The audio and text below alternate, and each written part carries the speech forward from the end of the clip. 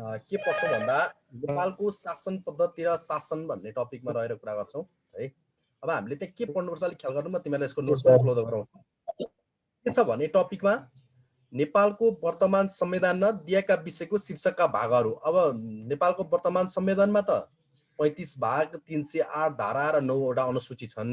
कुरो बुझ्यो? 9वटा अनुसूची छन्।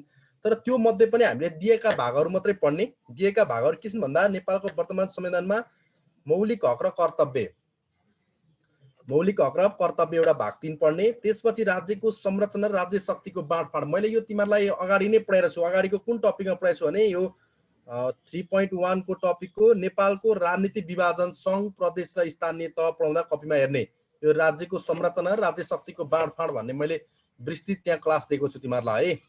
त्यो पेजमा गएर हेर्ने 1.3 मो नेपालको राजनीति विभाजन सङ्घ प्रदेश र स्थानीय तह त्यहाँ पढाइसकेको छु मैले यो। अब आज मौलिक हक र कर्तव्य भन्ने भयो एउटा। त्यसपछि राष्ट्रिय सुरक्षा सम्बन्धी व्यवस्था पढाउँछु, राष्ट्रिय सुरक्षा सम्बन्धी व्यवस्था। अनि अनुसूची 1 देखि 5 सम्मका सामान्य जानकारी, नेपालको वर्तमान संविधानको 1 देखि 5 सम्म के व्यवस्था छ त्यो सम्बन्धी जानकारी। अनि त्यसपछि भारत र चीनको राजनीतिक पद्धति र शासन व्यवस्था र समावेशीकरण सम्बन्धी भन्ने टपिक छ। यति टपिक छ। यो टपिकमा रहेर आज हामी छलफल गर्छौँ। अब तिमीहरूलाई नर्मल्ली भन्दा त के छ भने नेपालको वर्तमान संविधानमा मैले भनिसकेँ, नेपालको वर्तमान संविधान भनेको मूल कानुन हो राज्यको है। यसै सबै कानुनहरू अन्य कानुनहरू यसै कानुनमा निर्भर हुन्छन्, यही कानुनबाट चाहिँ सञ्चालित हुन्छन्।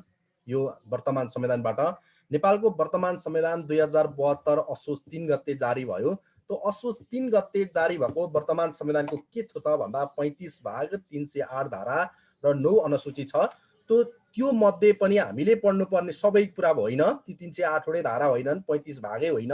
अब हामीले पढ्नुपर्ने भाग 3 को बारेमा जानकारी लिनु भनेको छ। भाग 3 मा के छ त भन्दा मौलिक हक सम्बन्धी व्यवस्था छ। हामी मौलिक हक भनेको हाम्रो स्वतन्त्रता, हाम्रो अधिकार र हाम्रो हक र अधिकारको बारेमा ग्यारेन्टी गरेको, राज्यले गरेको ग्यारेन्टीका कुराहरू हुन्छन् त्यहाँ। हुन त तिमीहरूलाई योभन्दा अगाडि अलिकति तिमीहरूले नेपालको संवैधानिक विकास क्रम पनि थाहा भए राम्रो है। नेपालको संवैधानिक विकास क्रमको बारेमा पनि जानकारी लिनु राम्रो। थोरै म संविधानका नाम मात्रै भनिदिन्छु, तिमीहरू सुन्ने। जस्तै के छ भने नेपालको इतिहासमा है, नेपालको इतिहासको संविधानका क्रमहरू के छ भने नेपालको सरकार वैधानिक कानुन 2004 भन्ने नेपालमा पहिलोचोटि आयो। यो नेपालमा लागू नभएको संविधान भनेर चिनिन्छ। यो संविधानलाई लागू नभएको नेपालको संविधान कुन हो भनेर सोध्यो भने नेपालको वैधानिक कानुन 2004 हो। र 2005 वैशाख 1 गते लागू हुने भनेको थियो, तर लागू भएन। यो बन्न चाहिँ 2004 मै बन्यो, 2004 मा बन्यो, तर वैशाख 1 गतेदेखि लागू हुने भनेको थियो, लागू भएन। यो संविधानमा चाहिँ तिम्रो 668(1) भनेको 6 धारा 68 दफा र 1 अनुसूची सम्बन्धी व्यवस्था गरिएको संविधान हो यो संविधान। त्यसपछि अर्को संविधान नेपालमा आयो, नेपालको अन्तरिम शासन विधान 2007 हो। नेपालमा पहिलोचोटि लागू भएको संविधान कुन हो भनेर सोध्छ यो क्वेसन है, हामीलाई सोधिरहेको पनि नै छ यो क्वेसन नै। लागू नभएको कुन हो र लागू भएको कुन हो भन्छ। लागू भएको चाहिँ नेपालको अन्तरिम शासन विधान 2007 हो। 2007 चाहिँ 2007 साल फागुनको 19 गते चैतको 19 गते लागू भएको हो। यो संविधानमा चाहिँ 773(1) थियो। 7 भाग 73 धारा 1 अनुसूची भनेको हो, 773(1) भनेको। अनि त्यसपछि नेपालको संविधान, नेपाल अधिराज्यको संविधान 2015 आयो। 2015 फागुन 1 गते लागू भयो संविधान। 2015 फागुन 1 गते लागू मिति। अनि त्यसपछि यसको कति भाग कति धारा थियो भन्दा 10 धारा 77 अनुसूची र 10 भाग 77 धारा 4 अनुसूची भएको संविधान थियो यो। अनि त्यसपछि नेपालको संविधान 2019 आयो। 2019 साल पौष 1 गते जारी भयो, तर यो पनि लागू भयो है। अनि 2097 6 भन्छ, 20 भाग 97 धारा 6 अनुसूची भएको थियो यो संविधान। अनि त्यसपछि नेपाल अधिराज्यको संविधान 2047 भन्ने आयो। 47 साल फागुनको 23 गते लागू भयो। 2047 साल कार्तिकको कार्तिकको 23 गते लागू भयो है। कार्तिकको 23 गते लागू भयो, ठिक छ। कार्तिकको 23 गते लागू भयो। अनि 23 भाग 133 धारा र 3 अनुसूची थियो है। 23 भाग 133 धारा र 3 अनुसूची थियो। अनि त्यसपछि नेपालको अन्तरिम संविधान 2063 आयो। नेपालको अन्तरिम संविधान 2063 भनेको 2063 साल माघको 1 गते आइतबारको दिन लागू भयो र यो संविधान पनि कति भाग थिए त भन्दा 25 भाग 167 धारा र 4 अनुसूची। अब हामीले पढ्ने भनेको सबै ती 6वटा संविधान त हामीले जान्नै पर्यो अलिअलि थोरै। अब हामीले पढ्ने भनेको नेपालको वर्तमान संविधान 2072। अब नेपालको वर्तमान संविधान सम्बन्धी जानकारी अलिकति थोरै लिउँ। नेपालको वर्तमान संविधानको नाम के हो त भनेर सोध्यो भने नेपालको वर्तमान संविधानको नाम के हो भन्यो भने नेपालको संविधान 2072 भन्नु पर्यो। नाम के हो भनेर सोध्यो भने नेपालको संविधान 2072। अनि नेपालको संविधान राजपत्रमा कहिले प्रकाशन भयो त भन्दा गजेट अफ पेपरमा, नेपाल सरकारको गजेट पेपरमा कहिले प्रकाशन भयो त भन्दा 2072 साल असोज 3 गते चाहिँ प्रकाशन भयो। असोज 3 गते। अनि नेपालको वर्तमान संविधान कहिले संशोधन भयो त? नेपालको वर्तमान संविधान 2072 साल माघको 9 गते संशोधन भयो र 2072 साल फागुन 16 गतेबाट लागू भयो। फागुन 16 गते। अनि त्यो कुन धाराहरू चाहिँ तिम्रो संशोधन भएका थिए त भन्दा धारा 42, धारा 84 र धारा 286 है, 286 संशोधन भएका थिए। अब त्यो कुरा अब हामीले प्रारम्भिक नम्बर हजुर लागू भएको मिति 2072 साल असोज 3 गते। नेपालमा त्यो दिनलाई नेपालको राष्ट्र दिवस, राष्ट्रिय दिवस पनि मनाइन्छ। संविधान जारी भएको दिन अहिले नेपालको राष्ट्र दिवस, मुख्य दिवसको दिन मनाइन्छ। फागुनको कति गते भन्नु भएको थियो? उसी के भन त संशोधन भएको मिति 2072। संशोधनको पहिलो संशोधन भयो 2072 साल माघको 9 गते संशोधन भयो। तर त्यो संशोधन भएको संविधान छ नि लागू चाहिँ 2072 साल फागुनको 16 गते भएको थियो भनेको मैले। डेट बेग्लैमा अनि लागू भएको डेट बेग्लै, फागुन 16 गते। अनि कुन धारामा संशोधन भएको थियो भनेर सोध्यो भने तिम्रो धारा 42, धारा 84 र धारा 286 मा संशोधन भएको थियो। अब हामीले मैले भनिसकेँ प्रारम्भिक भाग 1 हामीले पढ्नु परेन। म भाग 1 को बारेमा केही डिस्क्राइब गर्दिनँ। भाग 2 पनि नागरिकताको बारेमा छ। नागरिकताको बारेमा पनि म केही कुरा डिस्कस गर्दिनँ। एकैचोटि गरेर म भाग 3 को बारेमा, भाग 3 मा के छ त भन्दा मौलिक हक र कर्तव्य भनेर उल्लेख गरेको छ। त्यहाँ हेर मौलिक हक र कर्तव्य भन्नेमा उल्लेख गरेको छ। हामी त मौलिक हक र कर्तव्यको बारेमा हामी उल्लेख गर्छौँ।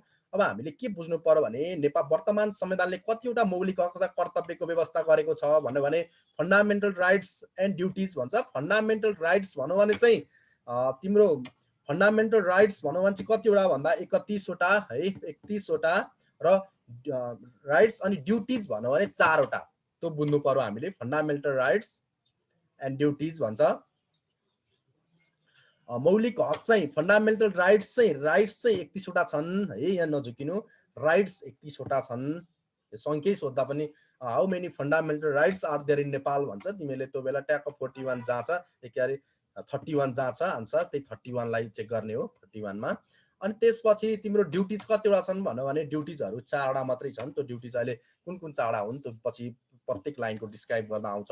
अब मैले तिमीहरूलाई सर र म भनिदिन्छु है, के भनिदिन्छु भने वर्तमान संविधानको व्यवस्था गरेका मौलिक हकको सूची 31 वटा। अब यो कतिले घोक्छन् है, यो घोक्न पनि सकिन्छ। किन घोक्न सकिन्छ भने भाग 3 को धारा 16 देखि भाग 48 सम्म छ, तर 2 वटा चाहिँ मौलिक हक होइनन्। भाग 16 देखि 46 सम्म चाहिँ मौलिक हक हो है। धारा 48 मा फेरि ड्युटी छ क्या, अधिकार के अरे यो कर्तव्य सम्बन्धी व्यवस्था चाहिँ तिम्रो भाग 48 मा उल्लेख गरिएको छ। अब यसको घोक्ने तरिका जसले पनि त्यही हो, अगाडिको अक्षरबाट पढ्छन् है जहिले पनि। सो स छु भनेर यसरी सो स न्या अ या नि भनेर अगाडिको अक्षरबाट सूत्र बनाउने हो। किनभने यो सिरियल्ली जान्नुपर्ने हुन्छ। सिरियल्ली जहिले पनि मौलिक हकहरू सिरियल्ली जान्नुपर्छ।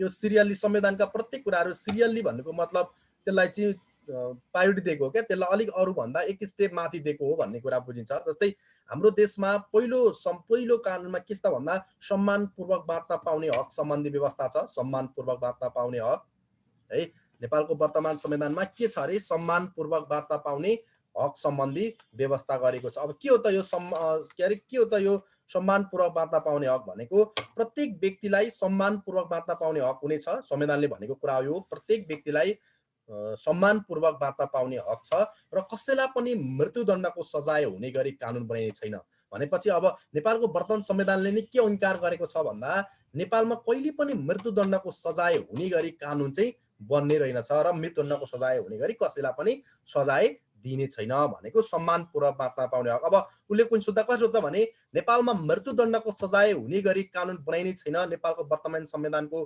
कुन कुन मौलिक हकमा उल्लेख गरेको छ अथवा कुन धारामा उल्लेख गरेको छ भन्छ क्या उसले सोद्धाखेरि। त्यो बेला तिमीले सम्मानपूर्वक बाँच्न पाउने हकमा व्यवस्था गरिएको छ भन्नु पर्यो। कुरो बुझ्यौ? कसैलाई पनि मृत्युदण्डको सजाय हुने गरी कानुन बनाइने छैन भनेर नेपालको मौलिक हकमा कुन धारामा व्यवस्था गरेको छ र अथवा कुन हकमा व्यवस्था गरिएको छ अथवा कुन धारा र कुन हकमा व्यवस्था गरिएको छ भनेर उसले सोध्ने क्वेसन त्यो हो।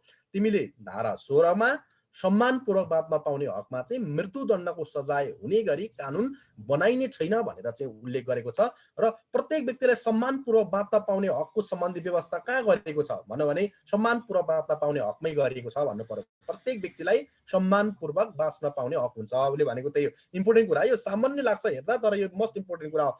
यो हामीले क्वेसन नजाने पनि जान्नुपर्ने कुरा हो क्या। नेपालको मौलिक हक के त अब हामीले हाम्रो त समानता स्वतन्त्रता र सम्पत्तिको अधिकार त थाहा पाउनु पर्यो नि त। हाम्रो स्वतन्त्रता के हो, हाम्रो अधिकार के हो, हाम्रो सम्पत्तिमाथिको अधिकार के हो, यस्तो यो कुरा त थाहा पाउनु पर्यो नि त। यो कुरा हामीले के हो भने यो तिम्रो मौलिक हक भन्ने चिज नि जहिले पनि अदालतमा गएर प्रश्न चिन्ह उठाउन पाइन्छ क्या। तिमीले कुनै कुराको पनि मौलिक हक पाएनौ भने जस्तै सम्मानपूर्वक बाँच्न पाउने हक तिमीले पाएनौ भने यो देशमा तिमीले गएर अदालतमा मुद्दा हाल्न पाउँछौ। मौलिक हक भनेको त्यति पावरफुल हुन्छ आफ्नो देशको आम नागरिकलाई है।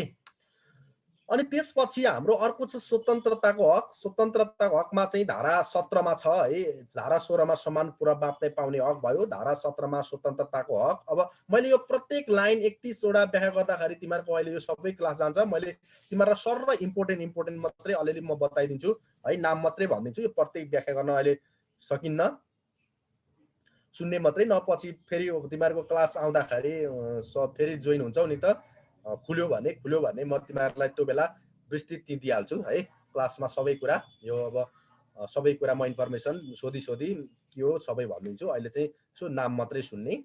जस्तै अब अर्को चाहिँ हाम्रो के त भन्दा स्वतन्त्रताको हक छ, अनि समानताको हक छ, सञ्चारको हक छ। हामीलाई चाहिने अधिकार है, हाम्रा अधिकारहरू यो बुझिराख्ने फेरि मौलिक हक के हुन् हाम्रा आफ्ना। तिम्रो आफैलाई जाँचेर हेर्ने फेरि यो कुरा भन्ने बित्तिकै तिमी आफूले आफूलाई जान्ने यो देशमा मैले यो कुरा चाहिँ अनिवार्य पाउँदो रहेछु है भन्ने यो कुरामा चाहिँ मैले अदालतमा गएर प्रश्न चिन्ह खडा गर्न सक्ने छु र मुद्दा दर्ता कसरी मेरा विरुद्ध हाम्रा विरुद्ध यस्ता गतिविधि गरे भने अदालतमा गएर मैले मुद्दा दर्ता गर्न सक्ने छु भन्ने कुरामा मेन्टालिटी प्रिपेयर गर्ने अनि सुन्ने। न्याय सम्बन्धी हक, अपराध पीडितको हक, न्याय निवारक नजर विरुद्धको हक, छुवाछुत तथा भेदभाव विरुद्धको हक, सम्पत्तिको हक, धार्मिक स्वतन्त्रताको हक, सूचनाको हक, गोपनीयताको हक, स्वच्छ वातावरणको हक, भाषा र संस्कृतिको हक, रोजगारीको हक, श्रमको हक, स्वास्थ्य सम्बन्धी हक, खाद्य सम्बन्धी हक, आवास सम्बन्धी हक, अनि महिलाको हक, बालबालिकाको हक, दलितको हक, सामाजिक न्यायको हक र उपभोक्ताको हक र देश निकाला विरुद्धको हक र संवैधानिक उपचारको हक।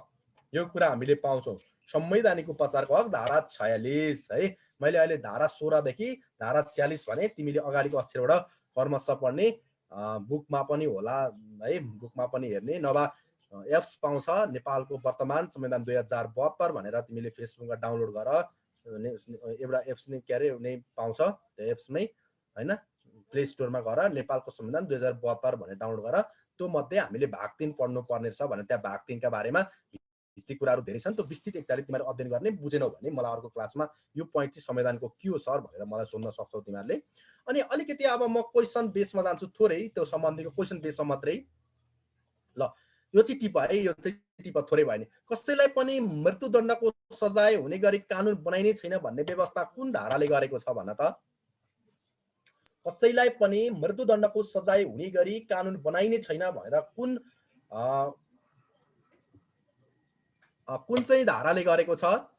16 धारा 16। अर्को सम्मान कामका लागि भनेको बराबरी कामका लागि, सम्मान कामका लागि लैङ्गिक आधारमा समान कामका लागि लैङ्गिक आधारमा पारिश्रमिक तथा सामाजिक सुरक्षाको भेदभाव नगर्ने हक कुन हो?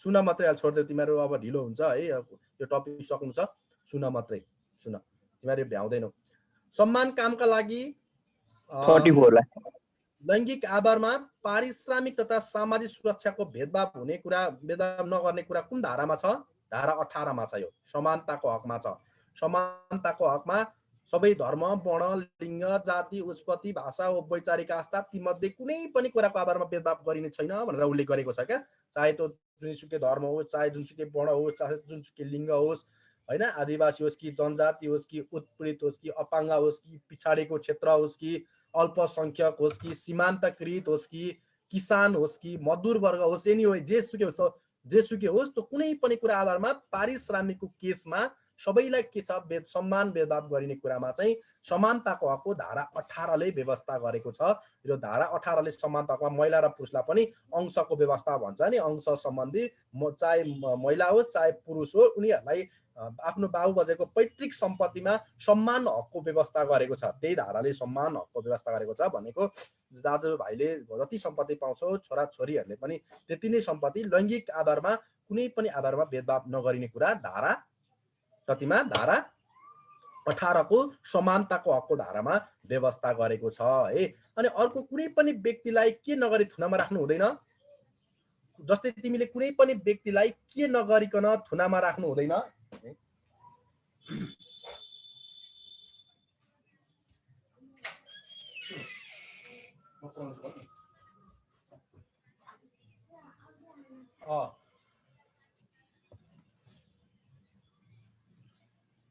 एकछिन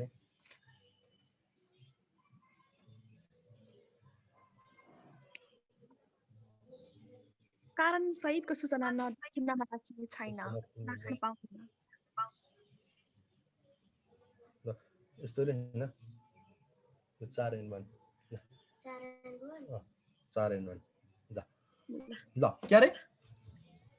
के रे कारण सहितको सूचना नदी थुनामा राख्न पाइदैन होला हो पक्राउ भएको कारण सहितको सूचना नदिकन कसैलाई पनि पक्राउ गर्न पाइदैन क्या जस्तै तिमीले नेपाल प्रहरीले कसैलाई पनि समाउन गयो भने पक्राउ परेको कारण दिनु पर्यो नि म के कारणले पक्राउ पर्दै छु त्यो पक्राउ परेको चाहियो क्या सूचना सरकारले दिनु पर्यो आफुलाई हो त्यो पक्राउ परेको सूचना सहित सूचना नदी कसैलाई पनि पक्राउ गरेर थुनामा राख्न पाइदैन यदि थुनामा राखौ भने पनि बाटाको म्याद बाहेक बाटो त अब डोल्पाबाट आउनु पर्ला कहिले कताबाट आउनु पर्ला हैन त्यो सरकार कता कता अब टाइमिङ नेपालको भूगोल त्यही हो तर बाटाको म्याद बाहेक 24 घण्टा भित्र सम्बन्धित व्यक्तिलाई सम्बन्धित मुद्दाको केसमा वकिल समक्ष अथवा अदालतमा उपस्थित गराउनु पर्ने नियम छ अदालतमा गएर उपस्थित गराइहाल्ने त्यो बिना कारण फेरि थुनामा राखिरहन पनि पाइदैन कारण छ भने उसले 30 दिनसम्म मजाले थुनामा हिरासतमा राखेर आरामले काम गर्न सक्छ है एकदम छ भने त्यही पनि सिडिओ कार्यालयसँग म्याद थप गरेर राख्न सक्छ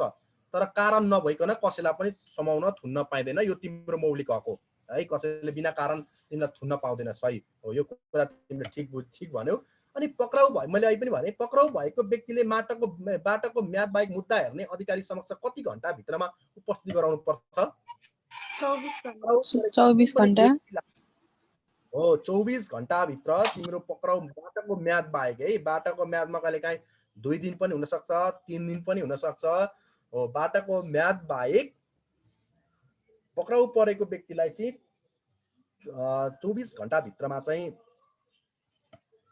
अदालतमा उपस्थित गराइसक्नुपर्छ ठीक छ अनि धारा 16 मा सम्मानपूर्वक बाँड्न पाउने हक छ भने नि धारा 21 मा के छ सोध्ने प्रश्न यसरी नै हो क्या धारा 16 मा सम्मानपूर्वक बाँड्न पाउने हक छ भने धारा 21 मा के छ अपराध पीडितको हक होला अपराध पीडितको हक है अपराध पीडितको हक अनि के कस्तो आधारमा व्यक्तिलाई निवारक नजरबन्दमा राख्न सकिन्छ कस्तो अवस्था आयो भने व्यक्तिलाई निवारक नजरबन्दमा राख्न सकिन्छ नेपालको वर्तमान संविधानमा कुनै व्यक्तिलाई कस्तो अवस्थामा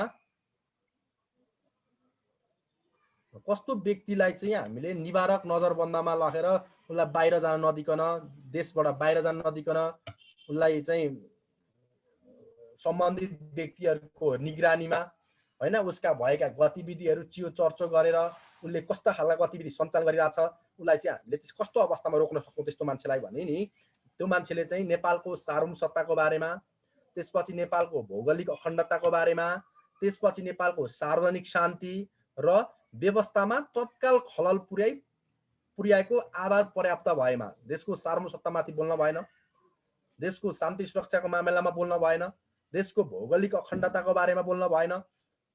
त्यस्तो व्यक्तिलाई चाहिँ के गर्नु तत्काल खलल पुर्याउने काम गरेमा चाहिँ हामीले निवारक नजरबिन्दमा गर्न सक्छौँ। जस्तै के एउटा के राउत भन्ने थियो नि होइन, तराईको के राउत सिके राउत होइन, बुझ्यौ नि? सिके राउत भनेर सुनेको थियौ? सिके राउत सुनेको सर। त्यस्तो व्यक्तिहरूलाई चाहिँ राज्यको विरुद्धमा एक मधेस एक प्रदेश हामीलाई मधेस छुट्टै चाहिन्छ यस्ता कारणमा बिना कारण बोल्दै हिँड्यो भने त्यस्तो मान्छेलाई चाहिँ निवारक नजर विरुद्धमा राख्न सकिन्छ है, देशको बारेमा बोल्न भएन। अनि नेपालमा नजरबन्दमा राख्ने अधिकार हुने व्यवस्था कोसँग छ? नेपालमा नजरबन्दको अधिकार राख्ने अधिकार को समक्ष छ? नेपालमा नजरबन्दको अधिकार राख्ने अधिकार कोसँग छ भने नि प्रमुख जिल्ला अधिकारीसँग समक्ष छ है। प्रमुख जिल्ला अधिकारीले सार्वजनिक सुरक्षा ऐन 2046 अनुसार निवारक नजरबिन्दुमा राख्न सक्छ है। प्रमुख जिल्ला अधिकारीले चाहिँ तिम्रो सार्वजनिक सुरक्षा ऐन 2074 अनुसार राख्न सक्छ। अनि छुवाछुत तथा भेदभाव जन्य कार्य कस्तो अपराधमा दण्डनीय मानिन्छ भन त? छुवाछुत तथा भेदभाव जन्य कार्य कस्तो अपराधको रूपमा दण्डनीय हुनेछ? तिमीले कसैलाई छुवाछुतको मामिलामा त्यसपछि कसैलाई भेदभाव गर्यो भने त्यस्तो अपराधलाई कसरी दण्डनीय हुनेछ? कसरी हुन्छ भने नि गम्भीर सामाजिक अपराधको रूपमा दण्डनीय हुन्छ। त्यो भनेको एकदम गम्भीर सामाजिक अपराध हो क्या है, सोशल क्राइम भयो क्या, त्यो सामाजिक गम्भीर सामाजिक अपराधको केसमा तिमीलाई चाहिँ कसैलाई तिमीले छुवाछुतको बारेमा हेपा गर्यौ, भेदभाव जन्य गतिविधि गर्यो भने त्यो सामाजिक अपराधको रूपमा लिन्छ त्यसलाई, त्यो एकदम सामाजिक। अनि प्रत्येक नागरिकलाई के कस्तो विषयमा सूचना माग्ने र पाउने हक हुन्छ? जस्तै तिमी हामीलाई के कस्तो विषयमा सूचना माग्ने र पाउने हक हुन्छ? के कस्तो विषयमा हामीलाई माग्ने र सूचना माग्ने र पाउने हक हुन्छ भन्दा नि तिमीले आफ्नो विषयमा तिम्रो कुनै पनि विषयमा आफ्नो सूचना चाहिँ यो यस्तो गरेछ अरे उस्तो गरेछ भनेर हल्ला फिजाउने त्यो आधार पुष्टि गर्नु पर्यो। के आधारमा मलाई यस्तो गतिविधि गरिदिएको त? के कारण मैले कहाँ गएर छु, म के गरेर छु, मैले यस्तो हल्ला फिजाउने त्यो के छ सूचना? त्यो सूचना पाउने तिम्रो हक हुन्छ। त्यसपछि त्योसँगै सार्वजनिक सरोकारको विषयमा जस्तै विकास निर्माणका केसहरूमा, सार्वजनिक सेवा प्रवाहका केसमा तिम्रो सार्वजनिक सेवा प्रवाह गर्न गयो, पासपोर्ट बनाउन गयो, पासपोर्ट बनाउँदाखेरि तिमीले के अरे यो कागज पुगेन यस्तो गर उस्तो गर भन्न थाल्यो भने तिमीले त्यो प्रुफ गरेर देखाउनु पर्छ सार्वजनिक सूचना। किनभने तिमीले के कारणले चाहिँ यो मेरो पासपोर्ट बनेन, के कारणले मेरो नागरिकता बनेन, के कारणले मेरो जग्गा पास भएन, त्यो तिमीले कारण सहितको सूचना माग्न पाउने हक हुन्छ। इन्फर्मेसन चाहियो तिमीलाई, हो त्यो राज्यले दिनुपर्छ, तिमीलाई राज्यले दिनुपर्छ। अनि धारा 36 मा नि खाद्य सम्बन्धी हक छ भने धारा 40 मा दलितको हक छ है। धारा 36 मा खाद्य सम्बन्धी हक छ भने धारा 40 मा दलितको हक सम्बन्धी व्यवस्था छ। अनि धारा 41 मा ज्येष्ठ नागरिकको हक सम्बन्धी छ भने धारा 44 मा उपभोक्ताको हक छ है। अनि धारा 31 मा शिक्षा सम्बन्धी हक छ भने धारा 38 मा महिलाको हकको व्यवस्था छ। अनि प्रत्येक महिलालाई लैङ्गिक भेदभाव बिना सम्मान वंशी हक हुने व्यवस्था कुन हकले गरेको छ भन्दा सम्मान वंशी हक चाहिँ धारा 38 मा महिलाको हक भनेको अब तिमीले सम्मान वंशी चाहे तिमीले छोरा पाऊ चाहे छोरी पाऊ त्यो महिलाको हकको अधिकारको विषय हो त्यो भनेर तिमीले अब मेरो बुढीले छोरी पाउनु पर्नेमा छोरो पायो, छोरो पाउनुमा छोरी पायो भनेर यस्ता खालका अयात गतिविधिको प्रश्न चिन्ह चाहिँ गर अदालतमा मुद्दा हाल्यो भने त्यो मुद्दै हाल्नेलाई समारा जेल हालिदिने गर्छ क्या, बुझ्यौ नि? त्यो जसले हाल्छ त्यसैले हाल्ने हो। तिमीलाई सम्मान वंशी त जेसुकै होस्, पुरुष पाए पनि महिला पाए पनि नो प्रब्लम, एउटै हो। दुईटैलाई सम्मान वंशी हक हुन्छ। त्यो हक भनेको महिलाको हक अन्तर्गत पर्छ। यो प्रजनन अधिकारको हक पनि हो है, प्रजनन सम्बन्धी कुरा पनि हो। अनि त्यसपछि सम्पत्ति र पारिवारिक मामिलामा दम्पतिको सम्मान हक हुने व्यवस्था कुन धारामा गरेको छ? कुनै पनि परिवारमा सम्पत्ति तथा पारिवारिक मामिलामा दम्पतिको सम्मान हक हुने व्यवस्था कुन धारामा उल्लेख गरेको छ अथवा कुन हकमा गरिएको छ? धारा 25। हैन धारा 38 मा महिलाको हकमा व्यवस्था गरेको छ है। कुरा बुझ्यो? कुरा बुझ्यो?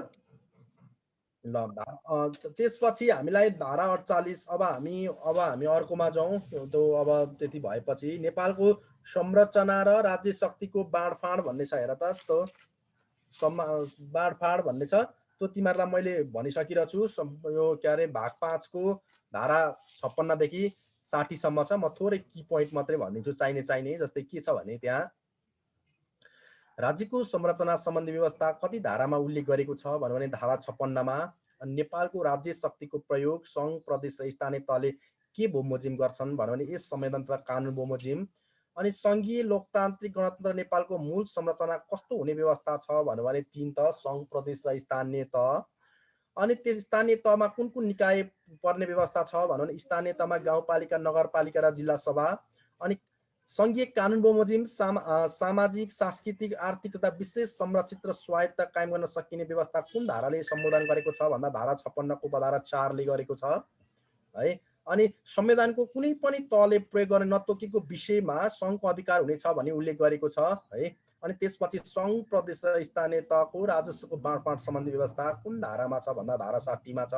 साझा सूचीभित्र पर्ने कुनै पनि विषयमा नपरेको विषय कर लगाउने र राजस्व उठाउने काम कसले निर्धारण गर्छ भन्दा कुनै पनि विषयमा नपरेको विषय चाहिँ नेपाल सरकारले निर्धारण गर्छ भन्ने कुरा उल्लेख गरेको छ। यो राज्य शक्तिको संरचना र राज्य शक्तिको बाँडफाँड तिमीले पढ्नुपर्ने भाग 5 को धारा 56 देखि 60 सम्म तिमीहरूलाई मैले सङ्घ प्रदेश र स्थानीय तह पढाउँदाखेरि मैले यसको बारेमा विस्तृत क्लास दिइसकिरहेको छु। तिम्रो कपीमा पनि छ मजाले हेर्ने। मैले त्यो कुरालाई सर्टकटमा मात्रै भनिदिएको हो। त्यहाँ मैले लङ तरिकाले व्याख्या गरेरै भनिरहेको छु त्यो हेर्ने है त। कुरो बुझ्यो? संविधान हो है बिस्तारो पढ्नुपर्नेमा अब छिटो पढिँदैछ हतार गरेर है। बिस्तारो पढ्नुपर्छ बिस्तारो पढ्छु के 4-5 दिन 5-6 दिन लाएर पढ्छु। शासन पद्धति र शासन भनेको अब शासन भनेको केबाट सुरु गर्नुपर्ने खासमा शासन भनेको विधि विधान र प्रक्रियाबाट सञ्चालित हुन्छ। तर हामी पछि पनि टाइम हुन्छ हाम्रो है। अलिअलि थोरै कोर्स सकौँ भन्ने मात्रै हो। टाइम त हाम्रो पछि पनि हुन्छ। सर हामीले कुन भागहरू पढ्नुपर्ने हुन्छ एक्जामको बेसिसमा? भने हो त्यही कुरा हो क्या मेन। अरू केही पढ्नु पर्यो क्या तिमीले? संविधानमा चाहिने कुरा के हो? संविधानको कुरा मैले बनाएर पढ्ने होइन, जे छ त्यही भन्ने हो संविधानमा होइन। म यहाँ त 35 वटा भाग रहेछ थोरा छैन। अब कुन चाहिँ पढ्दा ठिक होला एक्जाम बेसिसमा? 1 2 3 4 के भन्यौ? 35 वटा भाग त निकै धेरै रहेछ सर। अब हामीले एक्जाम बेसिसमा चाहिँ कुन सबै नै इम्पोर्टेन्ट हुन्छ कि केही मात्रै छ? होइन आर्मीमा त्यो सबै भाग इम्पोर्टेन्ट छैन। सबै भाग किन इम्पोर्टेन्ट छैन भने मौलिक हक र कर्तव्य इम्पोर्टेन्ट। मैले अहिले भने नि मौलिक हकको धारा भाग 3 को धारा 16 देखि धारा 46 सम्म इम्पोर्टेन्ट। सबै नाम जान्नै पर्छ फेरि एकदम। यो त्यो फेरि एकदम सबैभन्दा कम मार्क्स आउने टपिक पनि हो क्या यो आर्मीमा। 5 मार्क्स टोटल। बुझेनौ? त्यही भएर यसलाई विस्तृत तरिकाले धेरै गर्नुपर्ने आवश्यकता देख्दिनँ म। 5 मार्क्सको क्वेसन हो यो। अनि त्यसपछि अर्को हामीले पढ्नुपर्ने राज्यको संरचना र राज्य शक्तिको बाँडफाँड भन्ने पढ्नु पर्यो। राज्यको संरचना राज्य शक्तिको बाँडफाँड मैले कति यहाँ भने अघि भन त? भाग 5 मा भने हो किन भन त? भाग 5 को धारा 56 देखि 60 सम्म भने 56, 57, 59, 56 एउटा 57, 58, 59, 60 जम्मा 5 वटा पढ्नु पर्यो। 5 वटा धारा पढ्नु पर्यो त्यो। अनि त्यसपछि अर्को एकैचोटि गएर हामी अब कहाँ जम गर्छौँ भन्दा भाग 28 को भाग 28 मा गएर पढ्छौँ। भाग 28 मा के छ त भन्दा राष्ट्रिय सुरक्षा सम्बन्धी व्यवस्था छ। यो नेपाल आर्मी, नेपाल पुलिस, सशस्त्र प्रहरी, एनआइडी यो सबै सुरक्षा निकाय सम्बन्धीको व्यवस्था उल्लेख गरेको छ। हुन त जान्नुपर्ने हामीले अरू पनि छन् हुनलाई चाहिँ है। भाग 21 देखि 27 सम्म पनि जाने त राम्रो। फेरि संवैधानिक निकायहरू पनि जाने राम्रो। तर यहाँ टपिकमा संवैधानिक निकायको बारेमा चाहिँ उल्लेख नगरेको कारणले गर्दाखेरि हामी एकैचोटि राष्ट्रिय सुरक्षा भाग 28 मा जान्छौँ। ल सर्टकट म भनिदिन्छु तिमीहरू ध्यान दिएर सुन्ने। यति पढ्यो भने 2टा क्वेसन चाहिँ आउँछ। यो क्वेसन सोध्ने चाहिँ यति हो। फेरि जहिले पनि परिरहेछ यो क्वेसन। फेरि धारा तिम्रो 266 मा राष्ट्रिय सुरक्षा परिषदमा प्रधानमन्त्री तथा सदस्य सहित कतिजना सदस्य हुन्छन् भनेर सोध्यो भने कतिजना हुन्छन् भन त? धारा यसरी सोध्यो भने धारा 266 मा राष्ट्रिय सुरक्षा परिषदमा प्रधानमन्त्री अध्यक्ष सहित कतिजना सदस्य रहन्छन्? 7 जना हो सर। कतिजना? ल म नाम भनिदिन्छु कतिजना सदस्य रहन्छन्, तिमी फ्याट भन है। अब ल प्रधानमन्त्री अध्यक्ष,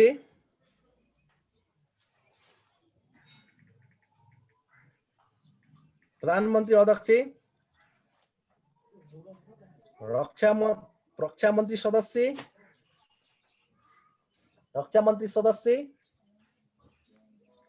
गृह मन्त्री सदस्य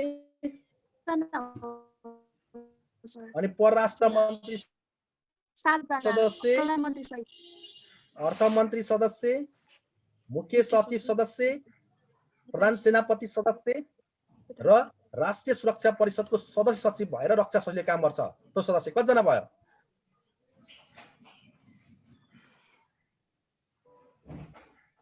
गने कतिजना भयो? फेरि जान्नै पर्छ, बुझ्न न।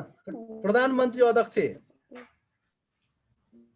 रक्षा मन्त्री सदस्य, गृह मन्त्री सदस्य, परराष्ट्र मन्त्री सदस्य, अर्थ मन्त्री सदस्य, मुख्य सचिव सदस्य, प्रधान सेनापति सदस्य तथा रक्षा सचिव पनि सदस्य। रक्षा मन्त्रालयको रक्षा सचिव कतिजना भयो?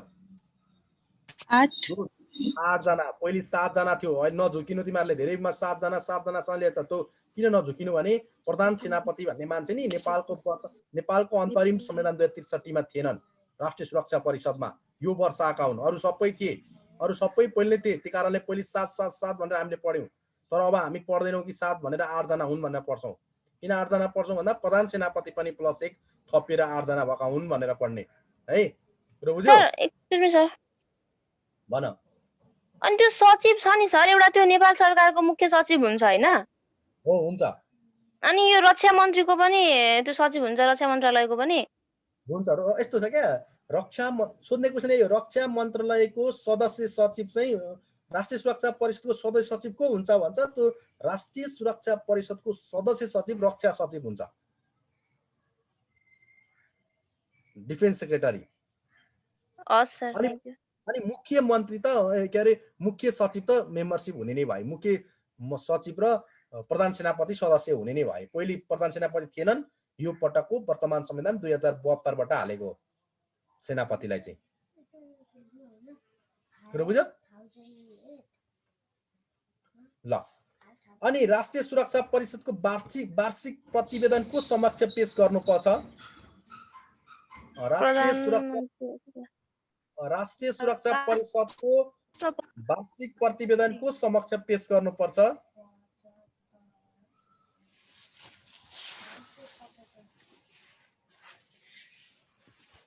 भन त, त्यो को समक्ष पेश गर्नुपर्छ भने नि राष्ट्रपति समक्ष तथा राष्ट्रपति समक्ष हो। राष्ट्रपति समक्ष सक्यो। त्यो धेरै गर्ने त हुन्छ। अब रापले तोकेको व्यवस्थापिका समक्ष पनि भन्छ, सिधै तिमीले सर्टकट भन्दा राष्ट्रपति समक्ष भनिदिने सकिहाल्यो। धेरै। अनि राष्ट्रिय सुरक्षा परिषदको सदस्य सचिव भएर कसले काम गर्छ? नेपाल सरकारको मुख्य सचिव।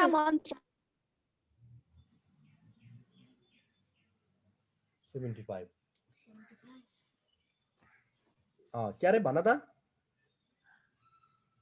रक्षा मन्त्रालय होला। हो, रक्षा मन्त्रालयको रक्षा सचिव भन न। रक्षा मन्त्रालयको रक्षा सचिवले धारा 266 को उपधारा 2 मा छ हैन?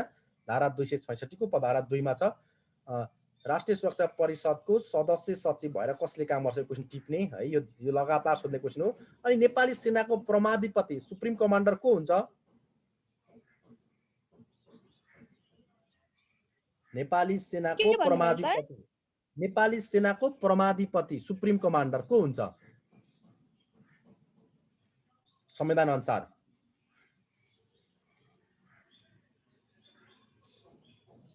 नेपाली सेनाको परमाधिपति सुप्रिम कमान्डर राष्ट्रपति हुने भएन, चिफ अफ आर्मी स्टाफ सिओएस त्यही पूर्णचन्द्र थापा भइहाले, तर supreme commander of Nepal army भनेर को सोध्यो भने त्यो राष्ट्रपति हुन्छ भन्ने है, नेपालको वर्तमान संविधान अनुसार है, सुप्रिम कमान्डर परमाधिपति। अनि नेपाली सेनालाई सङ्घीय कानुन बमोजिम विकास निर्माण र विपद व्यवस्थापनमा परिचालन गर्न सकिने व्यवस्था कुन धारामा उल्लेख गरेको छ? नेपाली सेनालाई सङ्घीय कानुन बमोजिम, अहिलेको कानुन बमोजिम निर्माण र विपद व्यवस्थापनमा परिचालन गर्ने व्यवस्था कुन धारामा उल्लेख गरिएको छ?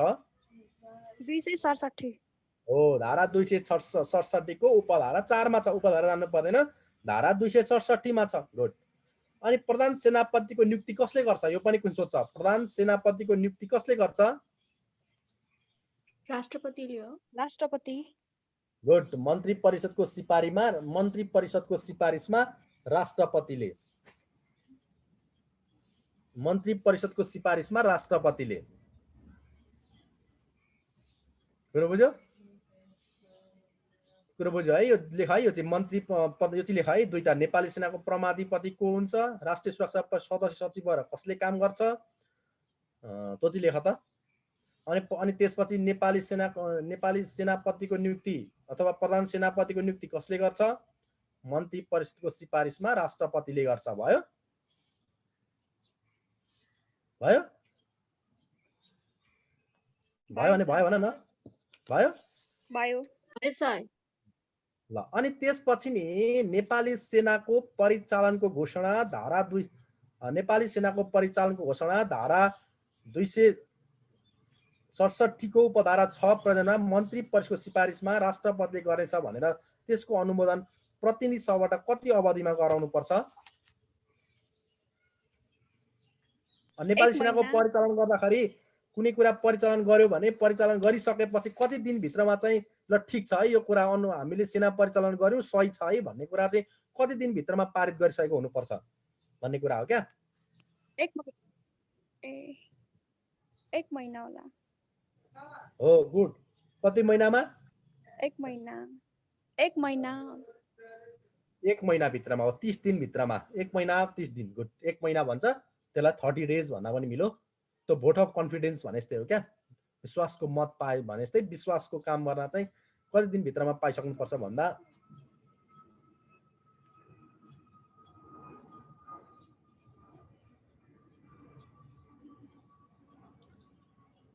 अनि त्यसपछि तिम्रो नेपाली सेना भयो है। अनि नेपाल प्रहरी, सशस्त्र प्रहरी, त्यसपछि नेपाल राष्ट्रिय अनुसन्धान विभाग गठन सम्बन्धी कुन धारामा व्यवस्था गरेको छ? 268। धारा 265, धारा 266, 67 र 68 मध्ये 68। गुड। धारा 268 मा तीनवटै कुराको व्यवस्था गरेको छ है। ल, अनि त्यसपछि अर्को हामीले के पढ्नुपर्छ भनेको छ भने नि एकैचोटि हेर त, अनुसूची 1 देखि 5 सम्म सामान्य जानकारी लिनुपर्छ भनेको छ।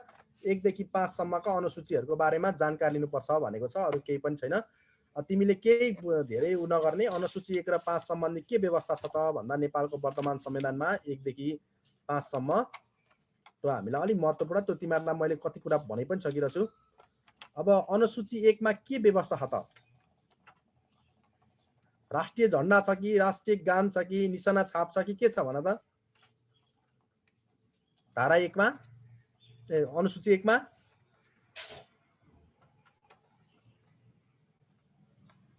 हो। अनुसूची 1 मा तिम्रो यो अनुसूची 1 मा चाहिँ धारा 8 को उपधारा 2 सँग सम्बन्धित अनुसूची 1 मा राष्ट्रिय झण्डा बनाउने बारेमा उल्लेख गरेको छ। नेपालको राष्ट्रिय झण्डा, यो बान थाहा पाउने तिमीले। धारा अनुसूची 1 मा के उल्लेख गरेको छ भने अनुसूची 1 मा राष्ट्रिय झण्डा सम्बन्धी भने लेख्ने, नेसनल फ्ल्याग, राष्ट्रिय झण्डा सम्बन्धी व्यवस्था छ, त्यो जान्नु भनेको यसले है, अनुसूची 1। अनि त्यसपछि अनुसूची 2 मा के छ भनेर उसले सोचेको। अनुसूची शेड्युल नम्बर 2 मा के छ त भन्दा नेपालको राष्ट्रिय गान सयौं थुङ्गा फुलका हामी हैन। अनुसूची 2 मा नेपालको राष्ट्रिय गान, अनुसूची 2 मा छ। नेपालको राष्ट्रिय गान अनुसूची 2 मा है, सयौं थुङ्गा फुलका हामी एउटै माला नेपाली भन्ने चाहिँ गीत छ अनुसूची 2 मा। अनि अनुसूची 3 मा के छ त भन्दा नेपालको निशाना छाप, कोट अफ आर्म्स भन्छ नि, नेपालको निशाना छाप। नेपालको निशाना छापमा कतिवटा लाली गुराँसका चिन्ह छन् भन त? नेपालको निशाना छाप आवश्यक छ, ठुलो र सानो आकारमा बनाउन सकिन्छ, त्यसमा नेपाल सरकारबाट निर्धारित रङ हुनेछ। नेपालको निशाना छाप देखेका छौ? नेपाल सरकारको लोगो, नेपाल सरकारको लोगो देखेका छौ? छ सर। त्यो एक एक साइडमा 7-7 वटा 14 वटा हुन्छन्, बुझ्यो? लाली गुराँसहरू है हो। निशाना छापको बारेमा अनुसूची 3 बारेमा पढ्नुपर्छ भनेको छ। अनि त्यसपछि अनुसूची 4 मा के छ त भन्दा त्यो चाहिँ अलिक लङ छ, प्रदेश र प्रदेशसँग सम्बन्धित जिल्लाहरू। तिमीहरूलाई मैले ट्याक्कसँगले लेखिदिएको छु, त्यो हेर मजाले हेर। प्रदेश र प्रदेश सम्बन्धित जिल्लाहरू कुन टपिकमा लेख्छु भने तिमीहरूलाई मैले नेपालका प्रदेशहरूको नाम र राजधानी भन्दा लेखिदिएको छु मैले। तर अब तिमीले चाहिँ के थाहा भन्नु पर्यो भने वर्तमान संविधान अनुसार अनुसूची 4 शेड्युल 4 मा चाहिँ के रह त भन्दा संविधान सम्बन्धी यो जिल्लाहरू सम्बन्धी व्यवस्था रहेछ भन्ने थाहा पाउने, त्यहाँ गएर हेर्ने। त्यो कुरा मैले पहिले तिमीलाई लेखिदिइसकिरहेको छु, कुरा यही नै हो। जस्तै प्रदेश नम्बर 1 मा 14 जिल्ला, कुन कुन जिल्ला पर्ने भए त सूत्रसहित लेखिदिन्छु मैले त्यहाँ। ताप्लेजुङ, पाँचथर, इलाम, सङ्खुवासभा, धनकुटा, भोजपुर, सोलुखुम्बु, ओखलढुङ्गा, तिम्रो तेह्रथुम, उदयपुर, झापा, मोरङ होइन, सुनसरी, यसरी क्या जान्ने भनेको यसले। प्रदेश नम्बर 1 मा। प्रदेश नम्बर 2 मा सप्तरी, सिरा, धनुषा, महोत्तरी, सर्लाही, रौतहट, बारा, पर्सा, 8 वटा जिल्ला। त्यसपछि प्रदेश नम्बर 3 मा 13, प्रदेश नम्बर 4 मा 11 हो। यो मैले तिमीलाई सूत्र सहित लेखिदिन्छु। मैले यहाँ अब त्यो सूत्र सहित तिमीहरूले पढ्ने, तिमीहरूलाई मैले लेखिदिइ पनि छु।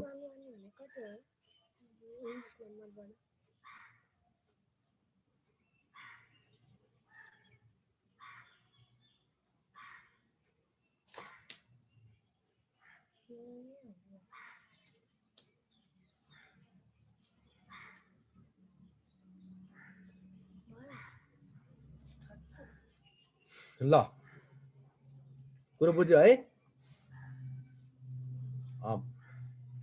भयो?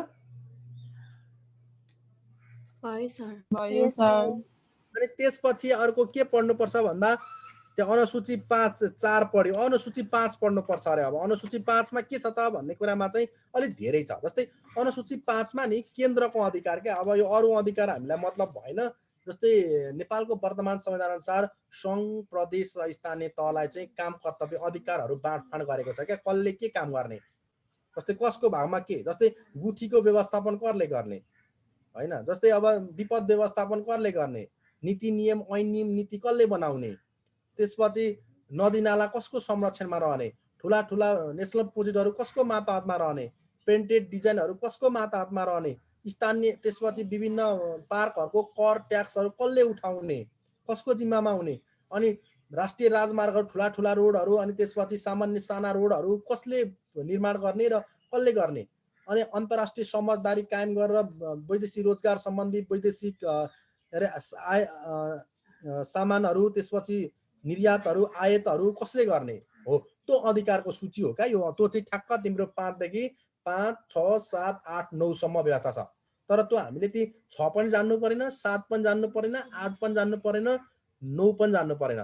अब तिमीले यो अनुसूची 5 भन्ने छ, यो अनुसूची 5 तिमीले कन्ठै बनाउनु पर्यो। किन कन्ठ बनाउनु पर्यो भने सबै कुरा इम्पोर्टेन्ट छ। कसरी इम्पोर्टेन्ट छ भन्दा अब हेर, यहाँ सङ्घको अधिकार सूची के हुने भयो त। यहाँ नेपालको वर्तमान संविधान अनुसार सङ्घले के अधिकार के रह त भन्दा रक्षा र सेना सम्बन्धी 1 नम्बरमै यो नेपाल आर्मी र डिफेन्स सम्बन्धी र नेपाल आर्मी सम्बन्धी यो काम कसैले पनि हेर्दैन। न प्रदेशको जिम्मामा हुन्छ न स्थानीयको जिम्मा हुन्छ। कसको अधिकार हुँदो रहेछ यो? अब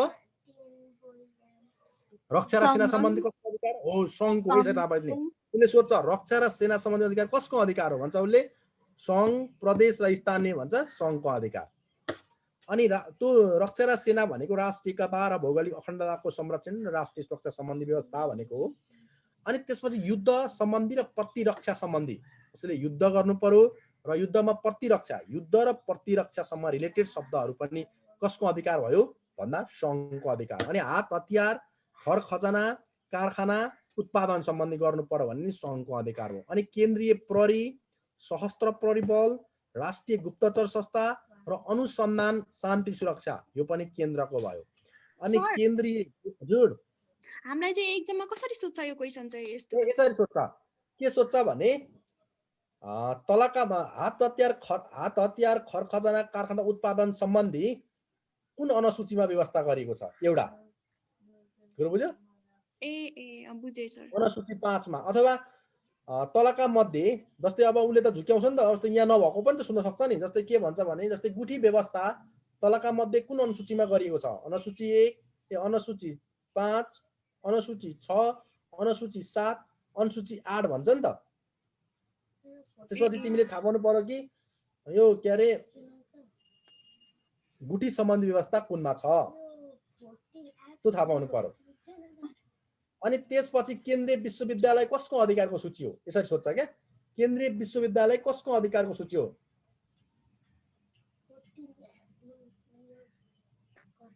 संघ अधिकारको सूची। बुझ्यो कुरो? बुझेँ सर। हो त्यो ट्याक्क त्यसरी जान्ने भनेको जस्तै सजिलो छ यो तिमीहरूलाई। 4 मात्रै क्वेसन छ, 5वटा मात्रै क्वेसन छ नि त। शासन पद्धति र शासन भन्ने टपिकमा धेरै क्वेसनहरू छैन, थोरै मात्रै क्वेसनहरू छ। त्यही कारणले पनि हो, अलिअलि जान्दा हुन्छ यसमा। अनि त्यसपछि अरू परराष्ट्र है, अनि कूटनीतिक मामिला सम्बन्धी, त्यसपछि अन्तर्राष्ट्रिय शान्ति सम्बन्धी मामिलामा, त्यसपछि भन्सारहरू अन्तशुल्कको बारेमा, मूल्य वृद्धि करको बारेमा, अनि सङ्घीय निजामती सेवाको बारेमा, न्याय र अन्य सरकारी सेवाको बारेमा, अनि जल स्रोतको संरक्षणको बारेमा, अन्तर्देशीय र अन्तर प्रदेश विद्युत प्रसारण लाइनको बारेमा, अनि केन्द्रीय तथ्याङ्कको बारेमा, केन्द्रीय स्तरका ठुला सिँचाइ आयोजनाहरू, त्यसपछि राष्ट्रिय प्रोजेक्टहरूको बारेमा, अनि केन्द्रीय विश्वविद्यालय अरू अन्य विश्वविद्यालयहरूको बारेमा, अनि स्वास्थ्य नीति, स्वास्थ्य सेवा, स्वास्थ्य मापदण्डको बारेमा। यो अहिलेको कोरोना भाइरस भनेको केन्द्रको अधिकारको सूची हो। स्थानीयले गर्न सकेनन् भने स्थानीयले गर्न सकेन, राज्यलाई हप्काउने होइन। स्वास्थ्य मन्त्रालयले किन गर्न सकेन, केन्द्रीय सरकारले किन रोकथाम गर्न सकेन, किन कन्ट्रोल गर्न सकेन? किनभने तिनीहरूलाई सबै कुरा लकडाउनको व्यवस्था हुन त स्थानीयले आफ्नो तरिकाले गर्न पाउँछन्, भए पनि आधिकारिक रूपमा चाहिँ केन्द्र सरकारले नै गर्ने हो। अनि अन्तर्राष्ट्रिय व्यापार सम्बन्धी, अनि हवाई उडान सम्बन्धी, अनि नागरिकता सम्बन्धी, राहदानी सम्बन्धी, भिसा सम्बन्धी, अध्यागमन सम्बन्धी, अनि सर्वोच्च अदालत, उच्च अदालत, जिल्ला अदालत सम्बन्धी, अनि राष्ट्रिय नीति, रेल नीति होइन, लोकमार्गको व्यवस्थापन, त्यसपछि सुरक्षित छापाखाना, अनि संवैधानिक निकायहरू, लोकसेवा आयोगहरू, महाधिवक्ताको लोकसेवा आयोग, त्यसपछि अख्तियार दुरुपयोग अनुसन्धान आयोग, निर्वाचन आयोग, राष्ट्रिय प्राकृतिक स्रोत वित्त आयोग, महिला आयोग, दलित आयोग, आदिवासी जनजाति आयोग, समावेशी आयोग छन् नि 13वटा संवैधानिक निकाय हो। त्यो 13वटा संवैधानिक निकाय सम्बन्धी चाहिँ कसको अधिकारको सूची हुन्छ त भन्दा केन्द्रको अधिकारको सूची हुन्छ है। कुरो बुझ्यो? हजुर बुझ्यो है। अब हामीले अर्को छ भारत र चीनको राजनीतिक पद्धति र शासन व्यवस्था। अब यो भारत र चीनको राजनीतिक पद्धति र शासन व्यवस्था भन्ने टपिकमा जति बोले पनि क्लास सकिँदैन। म थोरै मात्रै तिमीहरूलाई बताइदिन्छु। जस्तै के छ भने अलिअलि सामान्य, जस्तै अलि त हामीले हिजो पनि पढाएको छौँ भारतीय स्वतन्त्र सङ्ग्राम पढ्दाखेरि भारतको बारेमा। जस्तै के भनेर जान्ने भने थोरै सरी क्या, जस्तै संसारको सबैभन्दा ठुलो प्रजातान्त्रिक देश कुन हो? Simple question, Bharat. अनि त्यसपछि भारत कहिले स्वतन्त्र भयो? 14 अगस्त 15 अगस्त 1947। अनि भारतमा सिपाही विद्रोह कहिले भयो? 1857। अनि भारतीय राष्ट्रिय काङ्ग्रेसको स्थापना कहिले भयो? 1885। अनि भारतीय स्वतन्त्र सङ्ग्रामको नेतृत्व कसले गरेको थियो? महात्मा गान्धीले।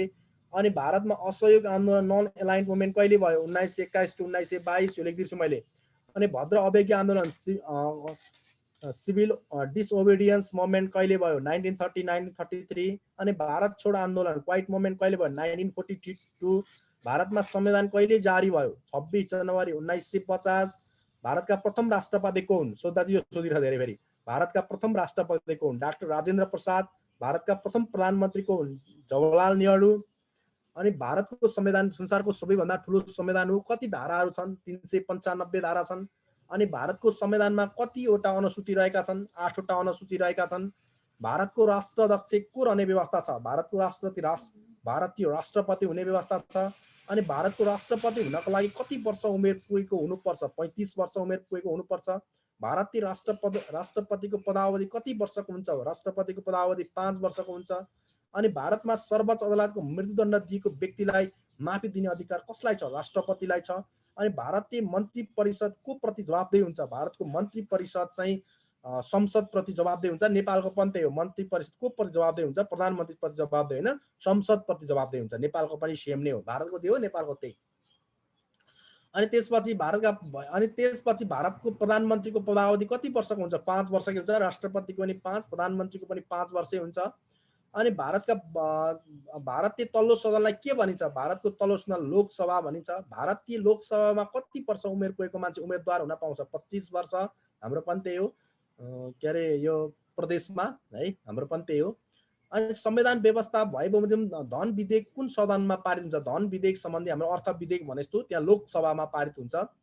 अनि राष्ट्रसभाको सदस्य हुनको लागि कति वर्ष उमेर पाउँछ? राष्ट्रसभाको स्थायी सदस्य हुनको लागि 30 वर्ष उमेर पुगेको हुनुपर्छ, हाम्रोमा 35। अनि भारतमा सर्वोच्च अदालतको न्यायाधीशको पदावधि कति वर्ष उमेर पुरा भएपछि उमेरको पदमा रहन पाउँछन् भने 65 वर्षसम्म मात्रै उमेरको पदमा रहन पाउँछन्, त्योभन्दा रहन पाउँदैनन्। यसरी यो भारतको शासन पद्धतिको कुरा भयो। अब अलिकति नेपालको थोरै तिमीहरूको नेपालको अलिकति लङै छ, तर नेपालको त्यही संविधानमा जे छ त्यही नै उल्लेख गर्दै राम्रो है तिमीहरूले। अनि त्यसपछि हामीले चीनमा चाहिँ के छ त भन्दा सन् 1911 मा चिनिया क्रान्तिको नेतृत्व कसले गरेका थिए? सुन्ने क्वेसन डाक्टर सन्यास सेनले। अनि चीनको बक्सर अभिसन्धिमा कहिले हस्ताक्षर भयो? चीनको बक्सर सन्धिमा 1901 मा हस्ताक्षर भयो। अनि कुमिताङ पार्टी कहिले गठन भयो? कुमिताङ पार्टी 1912 मा। अनि मई आन्दोलनको सुरुवात कहिले भयो? 1919 मे 4 मा। 1900 मे 4 मा। अनि चिनिया कम्युनिस्ट पार्टीको स्थापना कहिले भयो? 1 जुलाई 1921 मा। लङ मार्च कहिलेबाट भयो? लङ मार्च 1934 को अक्टोबर महिनाबाट। अनि त्यसपछि चिनिया मुक्ति युद्ध कहिलेबाट चलेको थियो? 1945 देखि 1949 सम्म। अनि चिनिया मुक्ति आन्दोलन त्यसपछि जनवादी गणतन्त्र चीनको घोषणा कहिले भयो त भन्दा 1 अक्टोबर 1949 मा अहिलेको चीनको घोषणा, आधुनिक चीनको घोषणा 1949 अक्टोबर 1 मा। अनि 1954 को चिनिया संविधानमा कतिवटा धारा थिए त भन्दा 106 वटा धारा थिए। सन् 1975 मा चिनिया संविधानमा कति धारा थिए भन्दा 1975 को संविधान कति भाग थिए त भन्दा 30 भाग थिए है।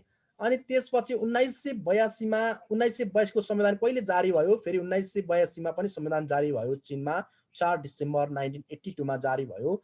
अनि सन् 1982 को संविधानमा कतिवटा धारा थिए त भन्दा 1982 को संविधानमा 138 वटा धारा थिए। सन् 1978 को समय अनुसार चीनको आधुनिकीकरणको लागि रोजिएका क्षेत्रहरू कुन कुन हुन् भन्दा उनीहरूले चीनको अहिलेको आधुनिकीकरण जुन चीनले आधुनिकीकरण गरेको छ त्यो आधुनिकीकरणका लागि चीनले रोजेका क्षेत्रहरू कृषि राम्रो हुनु पर्यो, त्यसपछि उद्योग राम्रो हुनु पर्यो, त्यसपछि रक्षा, त्यसपछि विज्ञान एवं प्रविधि भन्ने राम्रो हुनु पर्यो भनेर उल्लेख गरेका थिए। अनि त्यसपछि चिनिया राष्ट्रपतिको पदावधि निर्वाचन कसले गर्छ? चिनिया राष्ट्रिय निर्वाचन चाहिँ राष्ट्रिय जनक काङ्ग्रेसले गर्छ। अनि चिनिया राष्ट्रपतिको पदावधि कति वर्षको हुन्छ भन्दा 5 वर्षको हुन्छ। चिनिया राष्ट्रपति कति वर्षको उमेरसम्म उमेर पुगेपछि राष्ट्रपति हुन पाउँछन् भन्दा 45 वर्ष। अनि चीनको केन्द्रीय सरकारलाई के भनिन्छ त भन्दा चीनको केन्द्रीय सरकारलाई राज्य परिषद भनिन्छ। चीनको सरकार प्रमुख रहने को व्यवस्था छ त भन्दा राष्ट्र प्रमुख चाहिँ प्रधानमन्त्री राष्ट्रपति, तर कार्यकारी चाहिँ तर सरकार प्रमुख चाहिँ प्रधानमन्त्री रहने व्यवस्था छ। अनि चिनिया प्रधानमन्त्रीको कार्यकाल कति वर्षको हुन्छ त भन्दा चिनिया प्रधानमन्त्रीको कार्यकाल 5 वर्षको हुन्छ है। अनि राष्ट्रिय जनक काङ्ग्रेस समक्ष चिनिया प्रधानमन्त्रीको नाम कसले सम्बोधन गर्छ त भन्दा राष्ट्रपतिले प्रस्ताव गर्छन्। चिनिया काङ्ग्रेस प्रधानमन्त्रीको नाम राष्ट्रपतिले। अनि चिनिया संविधानको राजकीय शक्तिको केन्द्र केलाई मानिन्छ त भन्दा तिम्रो राष्ट्रिय जनक काङ्ग्रेसलाई मानिन्छ। अनि चीनमा कति सदनात्मक विधायिका रहन्छ त भन्दा 1 सदनात्मक व्यवस्थाका रहेछ तिम्रो 2945। अनि त्यसपछि राष्ट्रिय जनक काङ्ग्रेसको अधिवेशन सामान्यतया कति पटक हुन्छ त भन्दा वर्षमा 1 पटक हुन्छ। अनि चिनिया संविधानको संशोधनका लागि कति मत आवश्यकता पर्छ? चिनिया काङ्ग्रेसमा जति छन् त्यसको 2/3 मतको सदस्यको 2/3 मतको आवश्यकता पर्छ। अनि चिनिया जनआन्दोलनको जन अदालतको अध्यक्षको पदावधि कति वर्षको हुन्छ भन्दा उनीहरूको जन अदालतको अध्यक्षको पदावधि पनि 5 वर्षकै हुन्छ। र चीनका कति तहका अदालत छन् त भन्दा उसमा 4 तह छन्। 4 वटा तहका अदालत कुन कुन हुन्छ त भन्दा एउटा आधारभूत जन अदालत भन्ने छ पहिलो, त्यसपछि मध्यवर्ती जन अदालत, त्यसपछि उच्च जन अदालत र अर्को छ सर्वोच्च अदालत। यी 4 वटा अदालतहरू चीनमा छन्। यो हामीले यही नै हो भारत र चीनको राजनीतिक पद्धति र शासन व्यवस्था। यसरी नै राष्ट्रपति कति कार्यकाल, के राष्ट्रपति, कुन संविधान कहिले जारी भयो, कति पदावधि हुन्छ जान्नुपर्छ, हामीले यही कुरा जान्नुपर्छ भनेको हो। अनि अर्को हामीलाई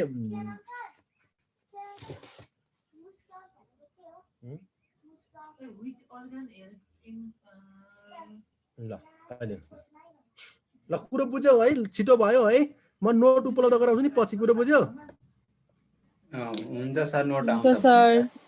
अहिले अब यो व्याख्या गरेर बिस्तारो जिकेको यही हुन्छ, छिटो भयो भने त अब टाइम पनि यस्तै भयो क्या, बिस्तारो पढ्नु, मलाई बिस्तारो कुरा भयो भने ठिक हुन्छ है।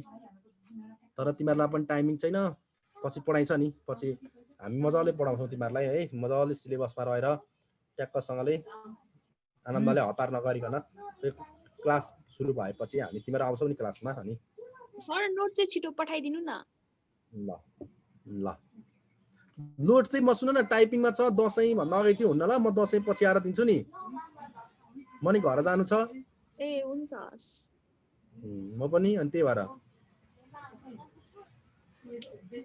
गुरु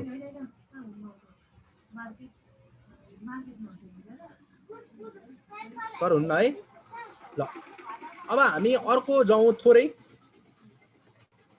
एउटा अर्को समावेशीकरण सम्बन्धी कुरामा जाउँ है त। अब हामी हेर त त्यहाँ के छ, समावेशीकरण सम्बन्धी सामान्य जानकारी लिनुपर्छ भनेको छ हैन हो? के छ, समावेशीकरण सम्बन्धी सामान्य जानकारी लिनुपर्छ भनेको छ। यो सामान्य नै लिने हो, केही पनि यसमा पर्दैन। तिमीहरूलाई यो समावेशीकरण भनेको के हो त भन्ने कुरा थाहा छ? भन त। संयुक्त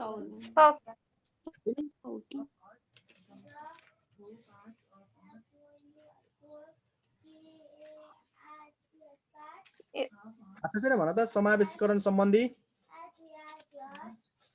त्यो कोटाहरूको सिस्टम जस्तो हैन सर, सबै अहिले बुझ्ने पेपियो कोटाहरूको सिस्टम हो भन्ने। यो चाहिँ एउटा वैश्वीकरण विरुद्ध, जस्तै हामीले एक्सक्लुसन भन्छ क्या, वैश्वीकरण भनेको कसैले विरोधमा हेपेको विरुद्ध। अनि लोकतान्त्रिक तिम्रो न्यायिक र समतामुखी एउटा अवधारणा हो समावेशीकरण भन्ने चिज। के हो अरे, एउटा चाहिँ वैश्वीकरण विरुद्धको लोकतान्त्रिकरण, न्यायिक र समतामुखी अवधारणा हो समावेशीकरण। अनि राज्यको मूलधारमा एवं शासकीय प्रभावमा असमावेश गरिएका र भएकाहरूको ग्रुपलाई चाहिँ समावेश गराउन ल्याएको नीति हो। जस्तै अब के हुन्छ भने राज्यमा चाहिँ हाम्रो देशमा अलिक तिमीलाई उदाहरण, जस्तै सबै क्षेत्रहरूमा नेपालको अधिकांश सार्वजनिक निकायहरूमा चाहिँ 52 क्षेत्रीहरूको जगजगी छ, किन भन त दबदबा छ। अहिले पनि नेपालमा अहिले पनि 77 जिल्ला छन्। 77 जिल्लाको सबै जिल्लाको सिडिओ हेर्ने हो भने जनजातिहरू, त्यसपछि दलितहरू, अब महिलाहरू, अनि त्यसपछि आदिवासी जनजातिहरू, अन्य जातिहरूको सङ्ख्या हेर्ने हो भने एकदमै न्यून छ।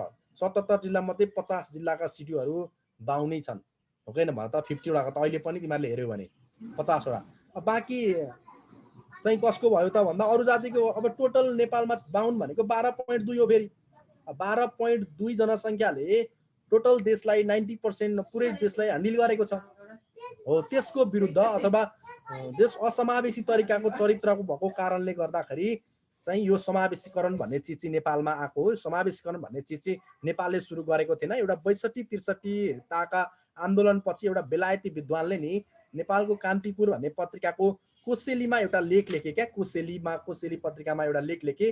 अनि त्यो लेख लेखिसकेपछि अनि यो समावेशीकरण भन्ने शब्द नेपालमा घनीभूत रूपमा अगाडि बढेको 62-63 को आन्दोलनपछि विश्वमा चाहिँ बेलायतबाट सुरु भएको। यो बेलायती विद्वानले लेखेका थिए। अब त्यो कुरो बुझ्यौ नि, के बुझ्यौ त भन्दा विशेष राज्यको मेन स्ट्रिमबाट, अब बुझ्ने चाहिँ समावेशीकरण भनेको विशेष राज्यको मेन स्ट्रिमबाट अलग रहेका जाति, जात, धर्म, क्षेत्र, वर्ग र समुदाय वा सम्प्रदायलाई चाहिँ मूल प्रवाहीकरणमा ल्याउने प्रक्रियालाई नै समावेशीकरण भनिन्छ भनेर बुझ्ने। बुझ्यौ? मूल प्रवाहीकरणमा ल्याउने, सबै जात जाति, वर्ग, लिङ्ग र सम्प्रदायका मानिसहरूलाई राज्यको मूल प्रवाहमा ल्याउने प्रक्रिया नै के हो? समावेशीकरण हो। तर अब यो समावेशीकरण भन्ने प्रयोग गर्ने व्यक्ति को हुन् त भन्दा टर्किस फोटोपाउलस भन्ने मान्छे हुन्। समावेशीकरण भन्ने शब्द पहिलोचोटि टर्किस फोटोपाउलस भन्ने मान्छे हुन्। टर्किस फोटोपाउलस टर्किस भोटो पाउलस भन्ने व्यक्तिले समावेशीकरण शब्दको पहिलो उच्चारण गरेका थिए। अनि समावेशी प्रतिनिधित्वको व्यवस्था गरेको संविधान कुन हो त भन्दा नेपालमा समावेशिताको लागि गरेको पहिलो संविधान नेपालको अन्तरिम संविधान 2063 र को पहिलो संशोधनले त्यो संशोधन नै त्यसको संशोधन किन यो समावेशीकरण पहिलो संशोधन भन्न खोजेको भने यही समावेशीका लागि उपेन्द्र यादव भन्ने मान्छेहरूले चाहिँ नेपालको वर्तमान संविधान 2072 चाहिँ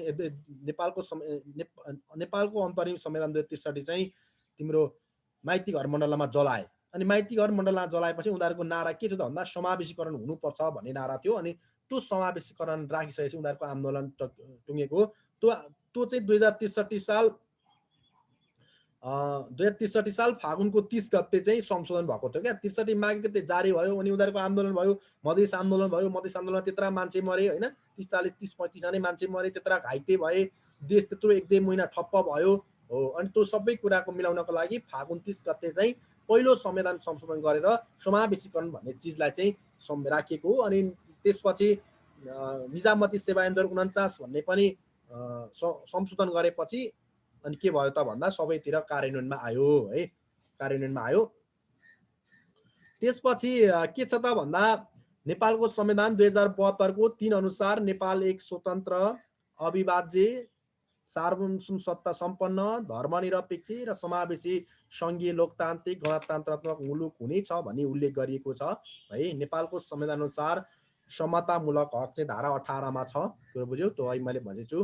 अनि 64 र 70 को प्रतिनिधि सभा सम्बन्धी प्रतिनिधि सभाको चुनावमा पनि समानुपातिक प्रतिनिधित्व यही समावेशीकरण उल्लेख गरेको थियो। किन गरेको थियो भन्दा 335 वटा सिट मध्ये 335 वटा सिटलाई चाहिँ के भन्दा तिम्रो समानुपातिकको लागि व्यवस्था गरेको थियो 601 मा 335 हैन। अनि त्यसपछि हाल निर्वाचन प्रणालीमा त्यही छ, आदिवासी जनजाति, खसारे, थारू, दलित, मधेसी, मुस्लिम भनेर छुट्याएको छ। मलाई एउटा कुरो तिमीहरूले भन त, नेपाल आर्मीमा समावेशीकरण सम्बन्धी महिलालाई कति छुट्याएको छ भन त, कसले भन्छ भन त?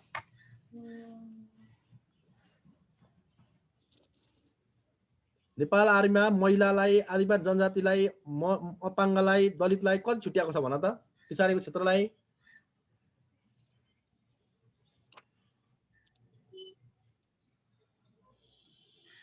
भन त। ।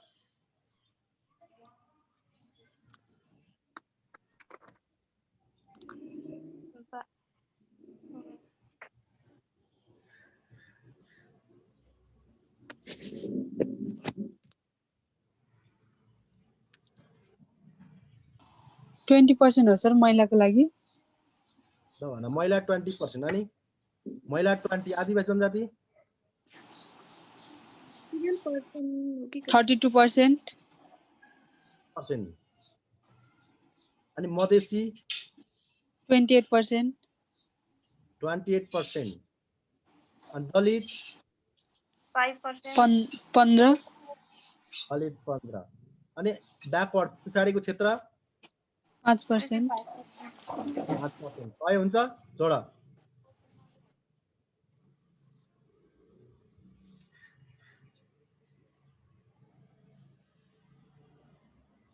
सही भयो।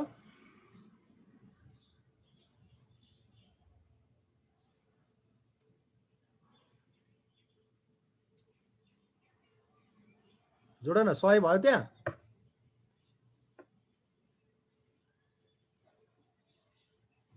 भयो है? भयो सर, भयो सर। हो 100% कुरा यही हो।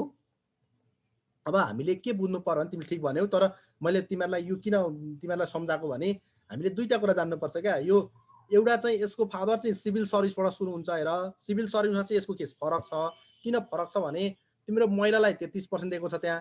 अब यसरी बुझ्ने, महिलालाई निजामतीमा 33% छ भने महिलालाई चाहिँ नेपाल आर्मीमा 20% मात्रै छ हेर। भनेको के त भन्दा जहिले पनि पर्सेन्ट कतिमा हुन्छ भन त? पर्सेन्ट जहिले पनि कतिमा हुन्छ? 100 मा हुन्छ। त्यो 100 मा हुन्छ। त्यो 100% लाई नि 45% लाई चाहिँ समावेशीमा राखेर अरु 55% चाहिँ खुल्लामा जान्छ, बुझ्यौ नि? खुल्लामा 100% मा भयो। जस्तै म भन्न खोजे के त भन्दा 100 जना खुलो भने 55 जना खुल्ला भयो, 55 जना खुल्ला भयो र 45 जना चाहिँ समावेशी भयो। त्यो 45 जनालाई अब चाहिँ के गर्छ पर्सेन्टको आधारमा महिलालाई कति दिने 20%। अब त्यो 45 को 20 कति भयो त हैन त्यो 45 जनामा 20% भने कति जना आउन आयो हो त्यो खालको हिसाबमा त्यसरी दिने हो सिट। अहिले तिमीले भनेको ठीक छ यो महिलालाई 20% नै हो। त्यसपछि आदिवासी जनजातिलाई 32% नै हो है। अनि त्यसपछि मधेसीलाई 28% नै हो, दलितलाई 15% नै हो, त्यसपछि पिछडेको क्षेत्रलाई 5% नै हो। तर यहाँ निजामतीमा 6 वटा डिभाइड गरेको छ, भागमा गरेको छ, 5 मा क्याटेगोरी छुट्याएको छ 6 वटामा भने नेपाल आर्मीमा 5 वटामा क्याटेगोरी छुट्याएको छ, त्यति मात्रै फरक हो। त्यसमा चाहिँ अपाङ्ग भन्ने हुन्छ, नेपाल आर्मीमा अपाङ्ग भन्ने हुँदैन है त। कुरो बुझ्यो? बुझ्यो सर। है बुझ्यो सर। कुरो त्यही हो। अनि त्यसपछि तिम्रो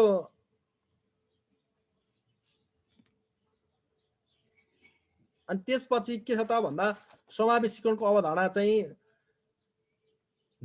फेरि पछि चाहिँ DFID अथवा डब्लु ब्याङ्क है, वर्ल्ड ब्याङ्क WB वर्ल्ड ब्याङ्कले ल्याएको 2000 मा है समावेशीकरणको लागि नीति चाहिँ एकीकृत विकास कार्यक्रम हाम्रो देशमा नेपालमा गर्नुपर्छ भनेर। अनि त्यसपछि नेपालको संविधानले समावेशीकरण सम्बन्धी व्यवस्था कहाँ गरेको छ भन्दा त्यही धारा 18 मा गरेको छ समानताको हकमा। त्यसपछि धारा 24 मा हेर छुवाछुत तथा जातीय भेदभाव विरुद्धको हकमा गरेको छ। त्यसपछि धारा 20 मा गरेको छ। त्यसपछि धारा 38 मा महिलाको हकमा गरेको छ। त्यसपछि धारा 40 मा दलितको हकमा गरेको छ। त्यसपछि धारा 42 मा सामाजिक सुरक्षाको हकमा गरेको छ र धारा 51 को सामाजिक न्याय र समावेशीकरण सम्बन्धी नीति भन्ने भाग 4 मा उल्लेख गरेको छ। धारा 51 मा पर्छ यो। अनि समावेशीकरणका प्रिन्सिपल के हुन्छ भन्दा क्षतिपूर्ति दिने सिद्धान्त। अब विभिन्न जातिलाई क्षतिपूर्ति भएको छ नि त सदियौं कालदेखि, तिनीहरूलाई क्षतिपूर्ति दिने हो। अनि तिनीहरूलाई त्यो समावेशीकरण दिएपछि के हुन्छ संरक्षण हुन्छ, संरक्षणको सिद्धान्त भयो। त्यसपछि त्यति हुँदा उनीहरूलाई समाजमा न्याय हुन्छ, सामाजिक न्याय दिने हो।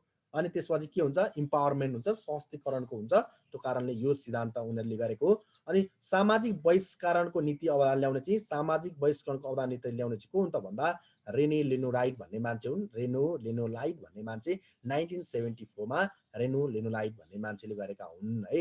अब यही नै हो नेपालमा महिला दलित र आदिवासी जनजातिको लागि लक्षित गरेको कार्यक्रम ल्याएको कार्यक्रम कुन हो त भन्दा 9th प्लान हो, 9 योजनाबाट हो। अब मैले त यो सके त कुरो बुझ्यो सर मैले त सके हजुर। त्यो समावेशीकरणबाट चाहिँ कसरी सोध्छ क्वेसन चाहिँ? सोध्ने क्वेसन यसरी जस्तै नेपालमा यसो के सोध्छ भने जस्तै समावेशीकरण सम्बन्धी नेपाल आर्मीमा महिलाको लागि कति पर्सेन्ट छुट्याइएको छ महिलालाई भनेर सोध्छ क्या। नेपाल आर्मीमा महिलालाई कति पर्सेन्ट 20%, 25%, 30%, 35% भन्छ बुझ्यो त्यो। अनि समावेशिता नीति ल्याउने पहिलो व्यक्ति को हुन्, समावेश शब्दको प्रयोग गर्ने व्यक्ति को हुन् कुरो बुझ्यो? छैन त्यसरी नै सोध्छ, सोध्ने त्यसरी नै हो, सोध्ने क्वेसन त्यसरी नै हो। अनि त्यही तिमीले त अहिलेको पर्सेन्ट अनि नीति कसले ल्यायो, कसले सुरु गर्यो, नेपालको संविधानमा कुन कुन धारामा उल्लेख गरिएको छ, अनि समावेशीकरण भन्नाले के बुझ्छौ भन्छ। समावेशीकरण भन्नाले 1 नम्बरमा अप्सन दिन्छ क्षतिपूर्ति, संरक्षण, अनि समानुपातिक समता, अनि सशक्तिकरण भन्छ। त्यहाँमध्ये समानुपातिक समता होइन, समानता हुनुपर्छ, समता भन्ने हुँदैन, समानता गर्ने हो, त्यो बुझ्ने हो हैन।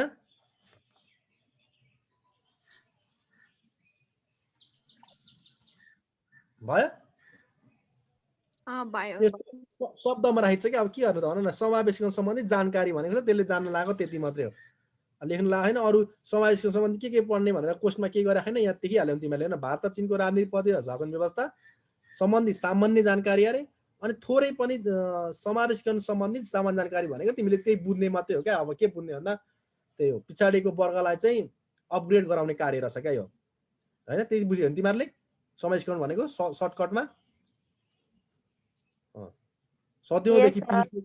सदियौँदेखि हेपिएका समुदायलाई चाहिँ राज्यको मूलधारमा ल्याउने एउटा प्रक्रिया रहेछ, मूलधारमा ल्याउने। जस्तै सबैलाई, जस्तै अब मैले एउटा मानिलिउँ उदाहरणको लागि तिम्रो एउटा फोटो छ, हामीसँग एउटा फ्रेम छ, अनि त्यो फोटोमा चाहिँ सबैको फोटो छ। कुन अब यहाँ 14 जना कतिजना छौँ भने हामी यहाँ मानिलिउँ क्लासमा हामी कतिजना छौँ अहिले, यहाँ क्लासमा हामी 14 जना छौँ हो। त्यो 14 जना मध्ये 12 जनाको फोटो मात्रै आयो एउटा फ्रेममा भने 12 13 14 अब दुईजनाको फोटो त्यो फ्रेममा अटेन भने त्यो फोटोको काम त दुईजनालाई के हुन्छ भन त, महत्त्व हुन्छ भन त? हुँदैन सर। हुँदैन नि त। फोटोमा त आफू हुनु पर्यो नि त, महत्त्व हुनलाई फोटोमा आफू हुनु पर्यो। अब आफू हुनलाई के हुनु पर्यो भन्दा त्यहाँ महिला पनि अटेको हुनु पर्यो, दलित पनि हुनु पर्यो, आदिवासी जनजाति पनि हुनु पर्यो, मधेसी पनि हुनु पर्यो, अपाङ्ग पनि हुनु पर्यो, पिछाडिको क्षेत्र पनि हुनु पर्यो। जति खतरा फोटो आयो भने पनि म कसैको फोटो ल्याएर घरमा राख्छु त? आफू भए पो ल्याएर राख्छु त, आफू छुइनँ भने किन ल्याएर राख्छु भन त म? हो सर। हो, अनि उनीहरूलाई पनि त्यो राज्यको मूलधारमा आफू नभइसकेपछि राज्यको के माया हुन्छ?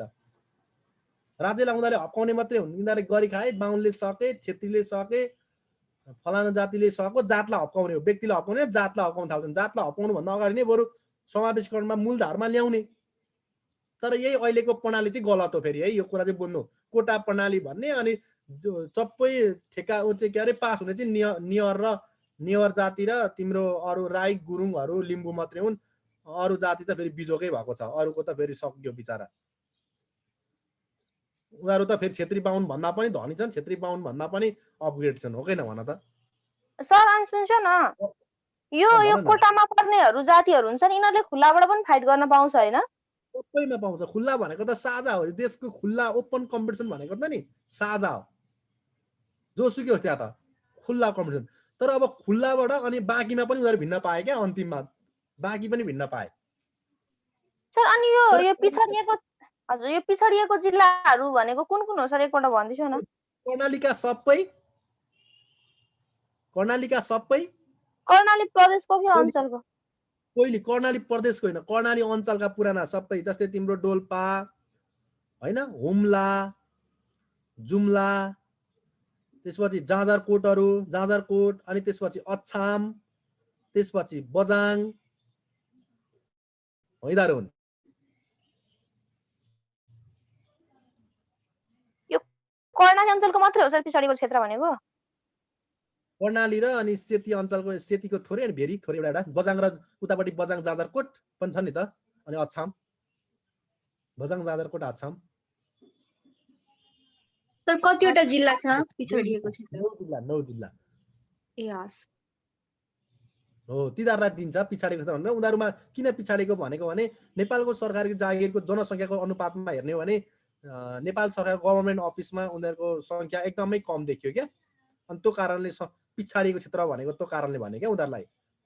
अब तिमी आफै पनि रिजल्ट हेर न, पछि लोकसभाको रिजल्ट आउँदाखेरि कोही मान्छे मुस्ताङको मान्छे अथवा तिम्रो उसको जुम्लातिरको मान्छे, त्यसपछि तिम्रो कालीकोटको मान्छे, त्यसपछि उता बजाङको मान्छे कोही पास हुन्छ, बाजुराको मान्छे कोही पासै भएको हुन्न।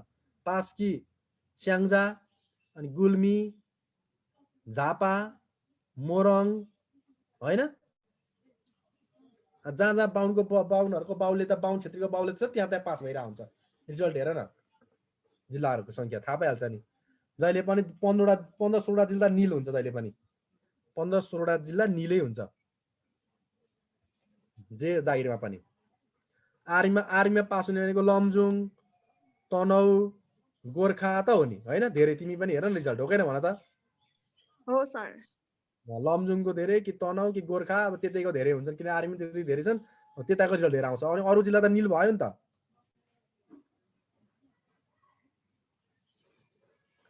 त्यो कारणले फेरि अर्को सोधे है, भन न। अनि सर यो कतै कतै पिछडा वर्ग पनि हुन्छ नि? हुन्छ, पिछडा वर्ग, पिछाडिएको वर्ग यस्तो हो क्या। उनीहरू पनि पिछाडिएको वर्ग भनेको त्यो राष्ट्रको मूलधारमा उन्न सकेकै हो क्या। उनीहरू पनि राष्ट्रको मूलधारमा उन्न सकेका आम नागरिकहरू, आम समुदायहरू, जस्तै वादी समुदायहरू पिछाडिएका वर्ग भए। चेपाङ जस्तै अब हो, यो समावेशीकरणको नीति ल्याइयो नि, अब पिछाडिएको किन भयो त्यही भन्यो क्या। अब चेपाङ खोइ जागिरमा निकालेको भन त? खोइ चेपाङ आएको, खोइ राउटे आएको, खोइ मेचे आएको भन त? खोइ राजी आएको भन त? खोइ दनुवार आएको, हो कि भन त?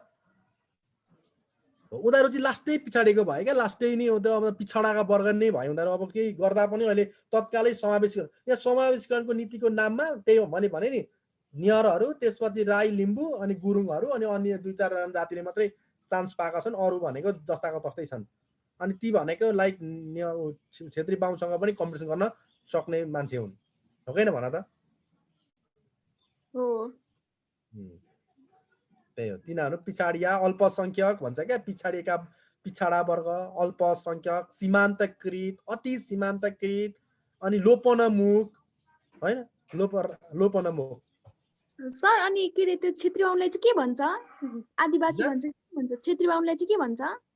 छेत्री बाहुनलाई आर्य भन्छ, केही पनि भन्दैन यसलाई। अब अहिले खस आर्य खस भन्छ, अहिले भन्छ। खस आर्य, ए आर्य खस आर्य, उनीहरूलाई पनि कोटा दिने कुरा छ अहिले चाहिँ।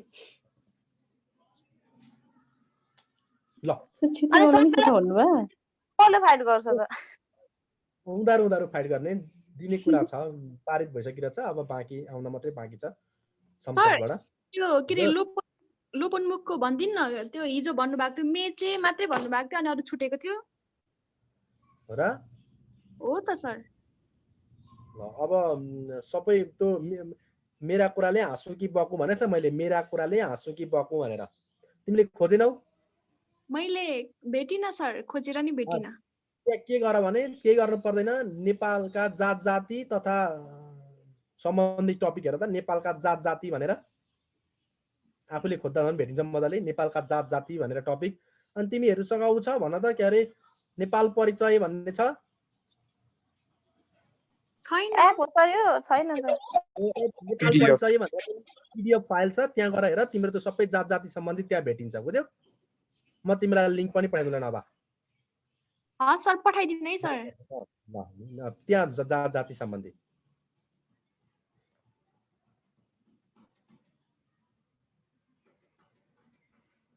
सर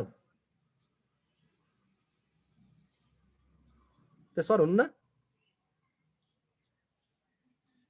हजुर हजुर हजुरले 20 मिनेट अरू लिनु न, मिल्छ। ए हुन्छ सर, म अर्को टपिक सुरु गरिहाल्छु। अर्को टपिक पनि सिद्धाइदियो, त्यही भएर तपाईँलाई धेरै टाइम दिएको। हजुर ए ल, त्यसो त म सुरु गरिहाल्छु नि सर। हजुर नमस्कार सर।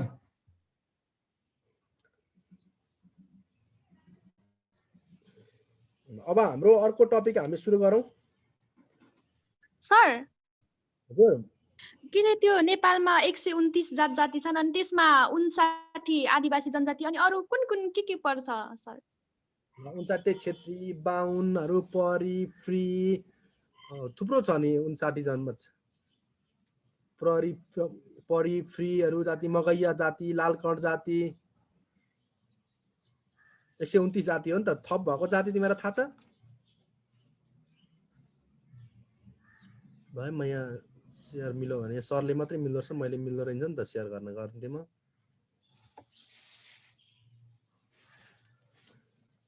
ल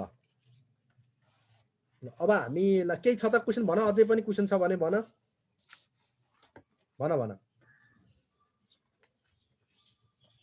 छैन अब सर, हजुरले लिङ्क पठाउनु भएपछि अनि हामी आफै हेर्छौँ। ल ल अब त्यसो भए हामी अलिकति साइन्स एन्ड टेक्नोलोजीको कुरा गरौँ है त, थोरै। Okay sir. नम्बर 6 मा अनि त्यसपछि आर्मी पढ्ने, आर्मीको मन भोलि पर्सिबाट सक्दिहाल्छु, आर्मीको सुई। अब खेती प्राप्त वैज्ञानिक तिनको आविष्कार र योगदानहरूको बारेमा पढ्नुपर्छ भनेको छ। तिमीले खेती प्राप्त वैज्ञानिक भन्ने बित्तिकै यहाँ को छन् भन्दा अल्बर्ट आइन्स्टाइन, त्यसपछि सर आइजेक न्युटन, अनि Stephen Hawkins, madam Curie, Archimedes, Galileo, John Dalton, Marie Curie, अनि त्यसपछि Louis Pasteur, Thomas Alva Edison र गुलिल्मो मार्कोनीको बारेमा जान्नु भनेको छ। अब हामीले सर भन्दाखेरि तिमीले अब सुरु गरौँ आर्कामेटिसकै बारेमा। जस्तै आर्कामेटिसले के अरे त भन्दा, give me place to stand on I will move the earth भनेर, यदि मलाई पृथ्वीमा बस्ने अथवा उभिने ठाउँ दियो भने म संसार हल्लाइदिन्छु भनेर भनेका थिए। त्यो भनेको उनले उत्तोलकको सिद्धान्त प्रतिपादन गर्दाखेरि बोलेको शब्द हो र यो संसारभरि प्रसिद्ध भनाइ पनि हो आर्कामेटिसको। उनको जन्म ईसा पूर्व तिम्रो 287 मा ग्रिस भन्ने ठाउँमा भएको थियो र मृत्यु भनेको 212, किनभने ईसा पूर्व चाहिँ घट्दो क्रममा हुन्थ्यो। अनि यी मान्छेलाई चाहिँ अनुसन्धान क्रममा चाहिँ रोम साम्राज्यका सेनाहरूले, त्यो बेलाका रोम सेनाहरूले चाहिँ उनलाई भाला रोपेर हत्या गरेका थिए। अनि यिनले गरेका कामहरू के हुन् त भन्दा यिनले सूर्य र चन्द्रमाको व्यास नाप्ने तरिका पत्ता लगाए। त्यसपछि सूर्य र चन्द्रमाको व्याससँगै यिनले ठुलो सङ्ख्यालाई सानो सङ्ख्यामा लेख्ने प्रविधिको विकास गरे। भन्न खोजेको 10 को पावरमा 6, 10 को पावरमा 8, 10 को पावरमा 9 यसरी हुन्छ नि। ठुलो अङ्कलाई सानो अङ्कमा लेख्ने विधिको विकास गरे। त्यसपछि यिनले सिलिन्डरको क्षेत्रफल आयतन निकाल्ने, त्यसपछि प्याराबोलाको क्षेत्रफल आयतन निकाल्ने, त्यसपछि स्फियरको आयतन र क्षेत्रफल निकाल्ने र अचर राशि हैन पाइको मान 22/7 हुन्छ भन्ने कुराको प्रतिपादन पनि कसले गरेका हुन् त भन्दा आर्कामिटिजले नै गरेका हुन्। अनि यिनले ल फ्लसनको नियम है, ल फ्लसनको नियम पनि यिनले गरेका। कुनै पनि वस्तुलाई पूर्ण वा आंशिक रूपमा तरल पदार्थमा डुबायो भने त्यस वस्तुको तोल बराबर तरल पदार्थमा विस्थापन गर्दछ भन्ने सिद्धान्तको नियम पत्ता लगाए। किनभने कक्षा 10 मा तिमीहरूले यो पढिसकेका छौ हैन। अनि पानी तान्नको लागि हाइड्रोलिकमा प्रयोग हुने वाटर स्क्रूको आविष्कार पनि यिनले गरेका हुन्। अब हामीलाई सोध्ने क्वेशन कसरी हो त भन्दा आर्कामिटिजको जन्म कहिले भयो अथवा कहाँ भयो हैन? ग्रिसको सिसिलीमा भयो। आर्कामिटिजका गुरु को थिए भन्दा आर्कामिटिजका गुरु युक्लिड भन्ने थिए। युक्लिड भनेका को हुन् त भन्दा फादर अफ ज्योमेट्री पनि हुन्। अनि आर्कामिटिजले जीवनी लेख्ने व्यक्ति को हुन्? आर्कामिटिजको जीवन लेख्ने व्यक्ति हेरोडोटस भन्ने मान्छे हुन्। हेरोडोटस भन्ने मान्छेले आर्कामिटिजको जीवनी लेखेका हुन्। अनि ऐनाको आविष्कार, मिररको आविष्कार कसले गरे त भन्दा ऐनाको आविष्कार भनेको पनि कसले गरे त भन्दा आर्कामिटिजले नै गरे। अनि ज्योमेट्रिकल मोन्स्टर हैन, यो के अरे ज्यामितिका राक्षस भनेर कसलाई चिनिन्छ भन्नु भने ज्यामितिका राक्षस भनेर चिनिने पनि आर्कामिटिज चाहिँ हुन् हैन। अनि त्यसपछि प्रयोगात्मक विज्ञानका पिता, प्र्याक्टिकल साइन्सका पिता हैन, प्रयोगात्मक विज्ञानका पिता को हुन् भन्दा गऱ्यो भने प्र्याक्टिकल साइन्सका विज्ञानका पिता पनि को हुन् त आर्कामिटिज नै हुन्। अनि आर्कामिटिजले पुर्याएको योगदान के हुन् त भन्दा त्यो गणितमा, विज्ञानमा त्यसपछि योगदान पुर्याएका हुन्। आर्कामिटिजका सबै सिद्धान्तहरू केमा मान्दै आएका छन् भन्दा गणितमै मानिँदै आएका छन्। हामीले जान्ने यति नै हो। यसको मूल वैज्ञानिक आर्कामिटिजको बारेमा जान्ने यति हो। अब के जान्यौ तिमीहरूले अहिले भन्दा पेजको सिद्धान्त यिनले रहेछ, उत्तरलोकको सिद्धान्त यिनले रहेछ, सूर्य र चन्द्रमाको व्यास नाप्ने तरिका यिनले रहेछ, पानी तान्नको लागि हाइड्रोलिक मेसिनको प्रयोग, वाटर स्क्रूको प्रयोग गर्ने पनि यिनी रहेछन्। अनि उत्तरलोक र घिर्नीकोमा प्रयोग हुने मेसिनको आविष्कार पनि यिनी रहेछन् हैन। तिमीले यति जाने हो क्या भन्दा सिलिन्डर अनि प्रोबेला अनि त्यसपछि स्फियरको आयतन क्षेत्रफल निकाल्ने मान्छे पनि यिनी रहेछन्।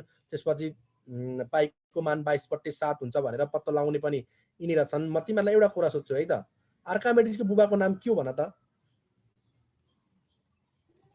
फिलिडियस हो, फिडिस। आर्कामिटिजको बुबाको नाम फिडिस, बाबुको नाम है फिडिस। अनि बाबुको पेसा चाहिँ खगोलविद भन्ने थियो। अब हामी अर्को ग्यालिलियोको बारेमा पढ्छौँ। ग्यालिलियो पनि पढ्नुपर्छ भनेको छ, त्यहाँ हेर त ग्यालिलियो। अब यो त्यही हो, ग्यालिलियो भनेको को हुनु त भन्दा तिम्रो पृथ्वीमा ब्रह्माण्डको केन्द्र नभई सूर्य भएको, पृथ्वी ब्रह्माण्डको केन्द्र नभई सूर्य भएको र सूर्यको उपग्रह लगायतका पिण्डहरूले सूर्यलाई केन्द्र बनाई परिक्रमा गर्छन् भन्ने सिद्धान्तका प्रतिपादन गर्ने मान्छे नै जन्मदाता नै को हुन्? ग्यालिलियो हुन्। ग्यालिलियो चाहिँ 15 फेब्रुअरी 1564 मा इटालीको पिसा भन्ने ठाउँमा यिनको जन्म भएको थियो र 1642 जनवरी 8 मा 77 वर्षको उमेरमा उनको निधन भएको थियो। 77 वर्षको उमेरमा।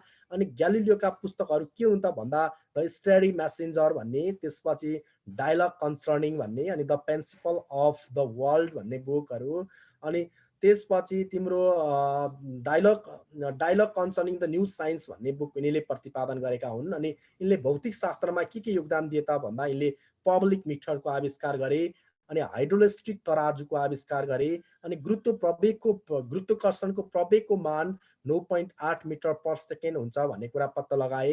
अनि त्यसपछि 0 देखि 90 डिग्री बीचमा पर्ने गरी कुनै वस्तुलाई प्रक्षेपण गर्न मार्ग प्रोब्यालिक हुने कुरा तथ्य पत्ता लगाए। अनि विश्वको पहिलो एस्ट्रोनोमिकल टेलिस्कोपको आविष्कार गरे 1609 मा यिनले गरे। अनि शनि ग्रह अंडाकारले त्यो रिङले घेरिएको छ भन्ने कुरा पत्ता लगाए। अनि त्यसपछि ताप मापक यन्त्र थर्मोमिटरको जो ज्वरो नाप्ने हुन्छ नि, थर्मोमिटरको आविष्कार पनि यिनीले प्रयोग गरे, पत्ता लगाए। त्यसपछि कम्पासको आविष्कार पनि यिनीले गरे। अनि बृहस्पति ग्रहको उपग्रहहरू चाहिँ यिनीले पत्ता लगाए। बृहस्पति ग्रहका उपग्रहहरू सबैभन्दा धेरै ग्रह उपग्रह बृहस्पतिका हुन्, 63 वटा उपग्रह छन् भन्ने कुरा चाहिँ कसले पत्ता लगाए त भन्दा यिनै ग्यालिलियोले पत्ता लगाए। अब यिनै ग्यालिलियोलाई चाहिँ के भन्छ भन्दा फादर अफ फिजिक्स भनिन्छ।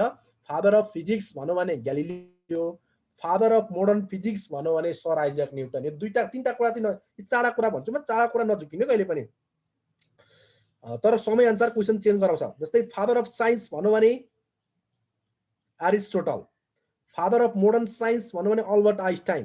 तर कहिलेकाहीँ फादर अफ साइन्स भन्ने एरिस्टोटल अप्सन दिएन भने आन्सर स्वतः अल्बर्ट आइन्स्टाइन। यो कुरा कन्फर्म हुनु है। फादर अफ साइन्स भन्नु भनेको Aristotle, father of modern science भन्नु भनेको अल्बर्ट आइन्स्टाइन। अनि फादर अफ फिजिक्स भन्नु भनेको फादर अफ फिजिक्स भन्नु भने Galileo Galileo, father of modern physics भन्नु भने सर आइज्याक न्युटन हुन् भन्ने कुरा तिमीले एकदम दिमागमा सेट गरेर राख्ने है। अनि पृथ्वी सधैँ स्थिर नभई आफ्नो कक्षमा घुम्छ भन्ने विद्वान प्रतिपादन गर्ने र पृथ्वी गोलो छ भने प्रमाण गर्ने वैज्ञानिक पनि यिनै हुन्। तर पृथ्वी गोलो छ भनेर भविष्यवाणी गर्ने चाहिँ पाइथागोरस हुन्, स्पेरिकल, पृथ्वी गोलो छ भनेर। तर पृथ्वी गोलै छ है, यो पक्कै गोलै छ भनेर अन्त्यमा प्रुभ गरेर देखाउने मान्छे चाहिँ कुन त ग्यालिलियो ग्यालिलियो हुन्। यही कारणले पृथ्वी गोलो छ यस्तै यस्तै अपवाद फैलाएको कारणले गर्दाखेरि उनलाई जेल हालिएको थियो है। ऊ जेलको बाट निक्लेपछि ऊ अन्धा भएका थिए र अन्धा अवस्थामै उनको मृत्यु भएको थियो। यसलाई पछि त्यो भन्नेपछि यिनलाई जेल हालियो कि त्यहाँको त्यतिखेरको तत्कालीन सरकारले यिनलाई चाहिँ जेल हाल्यो है। तत्कालीन सरकारले, इटालीको सरकारले तत्कालीन समयमा यिनलाई अपवाद फैलायो, आम नागरिकलाई झुटो कुरा बोल्यो भनेर चाहिँ जेल हाल्यो। अनि भित्ते घडी तथा पेन्डुलम घडीको आविष्कार गर्ने पनि यिनै हुन्। भित्ते घडी, हाम्रो घरको भित्ते घडी अर्थात् पेन्डुलम घडीको आविष्कार गर्ने पनि ग्यालिलियो ग्यालिलियो हुन् है। अनि त्यसपछि दूरबीनको आविष्कार गर्ने, दूरबीन कसले आविष्कार गर्यो भने ग्यालिलियो नै गरेका हुन्। अनि भ्याकुममा ठुला साना सबै वस्तुहरू एउटै प्रवेगले खस्छन् भनेर कुरा पत्ता लगाउने पनि ग्यालिलियो ग्यालिलियो नै हुन्। Galileo Galileo. अब तिमीले ग्यालिलियोको बारेमा के जान्यौ त भन्दा, जस्तै के जानेनौ त भन्दा यिनको चाहिँ जन्म इटालीको पिसामा भयो भन्ने जान्यौ।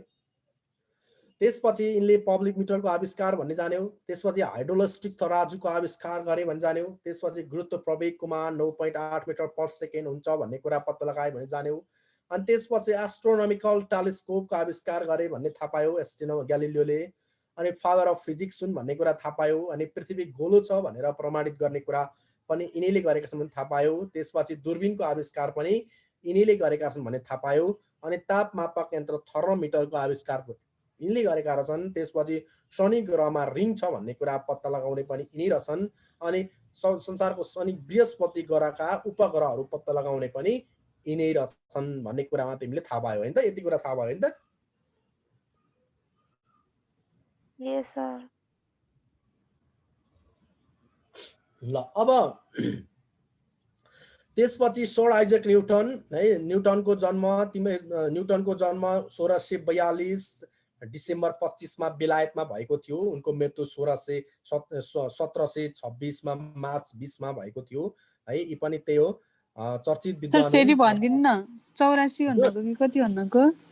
1642 डिसेम्बर 25 मा जन्म, 1642 डिसेम्बर 25 मा जन्म, 1726 मार्च 20 मा मृत्यु।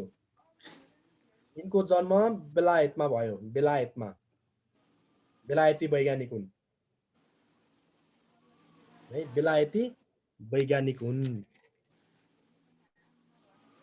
अनि त्यसपछि यिनले गरेको कुराहरू के हुन्छ भन्दा ब्रह्माण्डका प्रत्येक वस्तुहरू एक आपसमा आफ्नो क्षमता अनुसार आफूप्रति आकर्षित हुन्छन् भन्ने कुराको न्युटनद्वारा प्रतिपादित सिद्धान्त हो। 1667 मा प्रतिपादन गरेका थिए।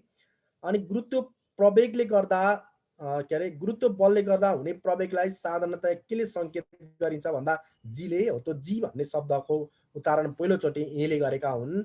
अनि अप्टिक्स र प्रिन्सिपिया नामका पुस्तक लेख्ने पनि आइज्याक न्युटन नै हुन्। अप्टिक्स इम्पोर्टेन्ट है यो टिप, अप्टिक्स र प्रिन्सिपिया।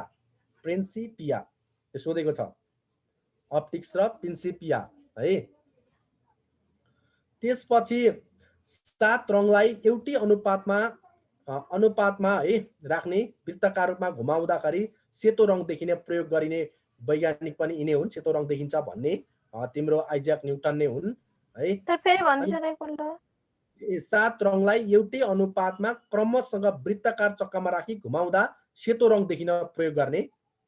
तिमीले सबै रङलाई एकैचोटि घुमाइरह्यो भने, चक्कामा घुमायो भने सेतो रङ देखिन्छ भन्ने मौलिक प्रयोग गर्ने मान्छे क्या। बुझ्यो फास्ट घुमायो भने क्या एकदम हस् सर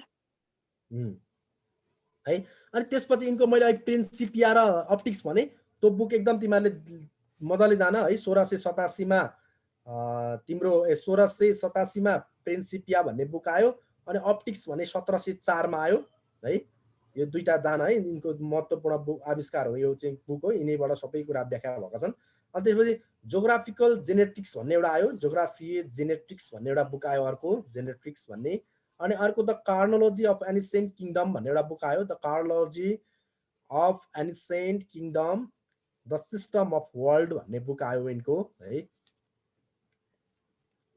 भयो the chronology of ancient kingdom and the system of the world भन्ने अनि त्यसपछि 1966 मा नि यिनले फ्लक्सन प्रविधि मार्फत क्याल्कुलसको आविष्कार गरे क्याल्कुलसको विकास कसले गरे भन्दा क्याल्कुलसको विकास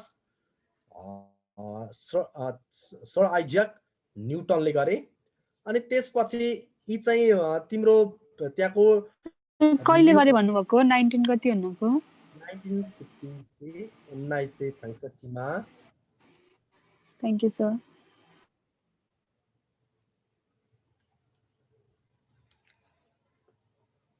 ल म पानी खान्छु ल एकछिन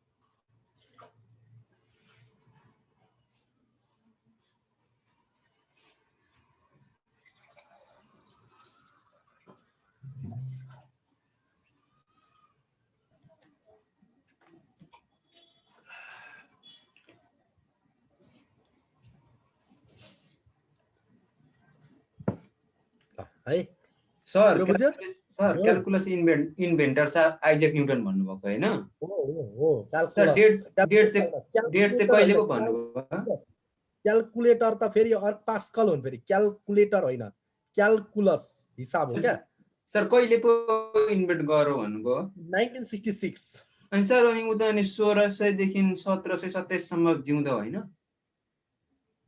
यस्तो क्या उसले फ्लक्सन भन्ने प्रविधि आविष्कार गरे फ्लक्सन भन्ने पहिली FLUXN फ्लक्सन भन्ने बुझ्यो त्यो फ्लक्सन प्रविधिको नियमबाट चाहिँ क्याल्कुलसको विकास भएको हो क्या अनि अब उसले गर्यो भन्नु कि अर्कै मान्छेले गर्यो भन्नु होइन त्यो प्रविधिबाट विकास भएको भनेपछि 1966 मा आएर चाहिँ तिम्रो फ्लक्सन प्रविधि मार्फत प्रविधिबाट चाहिँ पछि चाहिँ क्याल्कुलसको विकास भयो भनेको हो नि त खासमा कुरो ए त्यही जानी नेता अनि मरन राउतले नि त्यो भनेको हो क्या मैले हुन्छ थ्यांक यू त्यो त्यहाँ नि क्याल्कुलसको बारेमा हल्का सामान्य जानकारी दिने व्यक्ति चाहिँ कुन भन्नु भने सुरुमा परिभाषा गर्ने मान्छे चाहिँ सर आइज्याक न्युटन नै हुन् भने बुझन है त क्याल्कुलसको ल त्यति बुझन अहिले त्यो डेटसँग हामीलाई सरकार छैन क्या डेटसँग सरकार होइन गरेको कामसँग सरकार हुन्छ डेट त कति हुन्छ कति प्रत्येक अप्टिक्स कहिले लेखे प्रिन्सिपिया कहिले लेखे ल अफ ग्रेटिभिएसनको कहिले गरे FA बराबर MA बराबर त्यो सेकेन्ड ल कहिले प्रतिपादन गरे फर्स्ट ल कहिले प्रतिपादन गरे तेस्रो ल कहिले प्रतिपादन गरे अब त्यो डेट सकिन्छ भन त सकिन्न नि हो ल ठिक छ अनि त्यसपछि यो न्युटनलाई नि गरेको योगदानको कदर गर्दै बेलायती महारानीले उनलाई चाहिँ सर भन्ने उपाधि दिएकी हुन् सर आइज्याक न्युटन भनिन्छ नि हो सर भन्ने उपाधि चाहिँ उनले पाएको थिए सर भन्ने बेलायती महारानीबाट पाएका हुन् त्यही भएर सबैलाई सर सर भन्न थाल्यो त्यही पहिलोचोटि सर आइज्याक न्युटनलाई संसारमा सबैभन्दा पहिलोचोटि कसलाई सर भनियो त भन्दा न्युटनलाई भनियो है सर आइज्याक न्युटन अनि त्यसपछि गुरुत्व बलको मान जी को मान ठुलो जी को मान 6.67 × 10⁻11 हुन्छ भन्ने कुरा पनि यिनले पत्ता लगाए ठुलो जी को मान 6.67 × 10⁻11 6.67 × 10⁻11 हुन्छ भन्ने कुरा पनि यिनले पत्ता लगाए है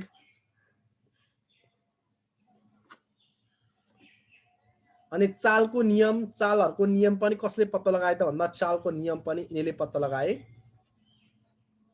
है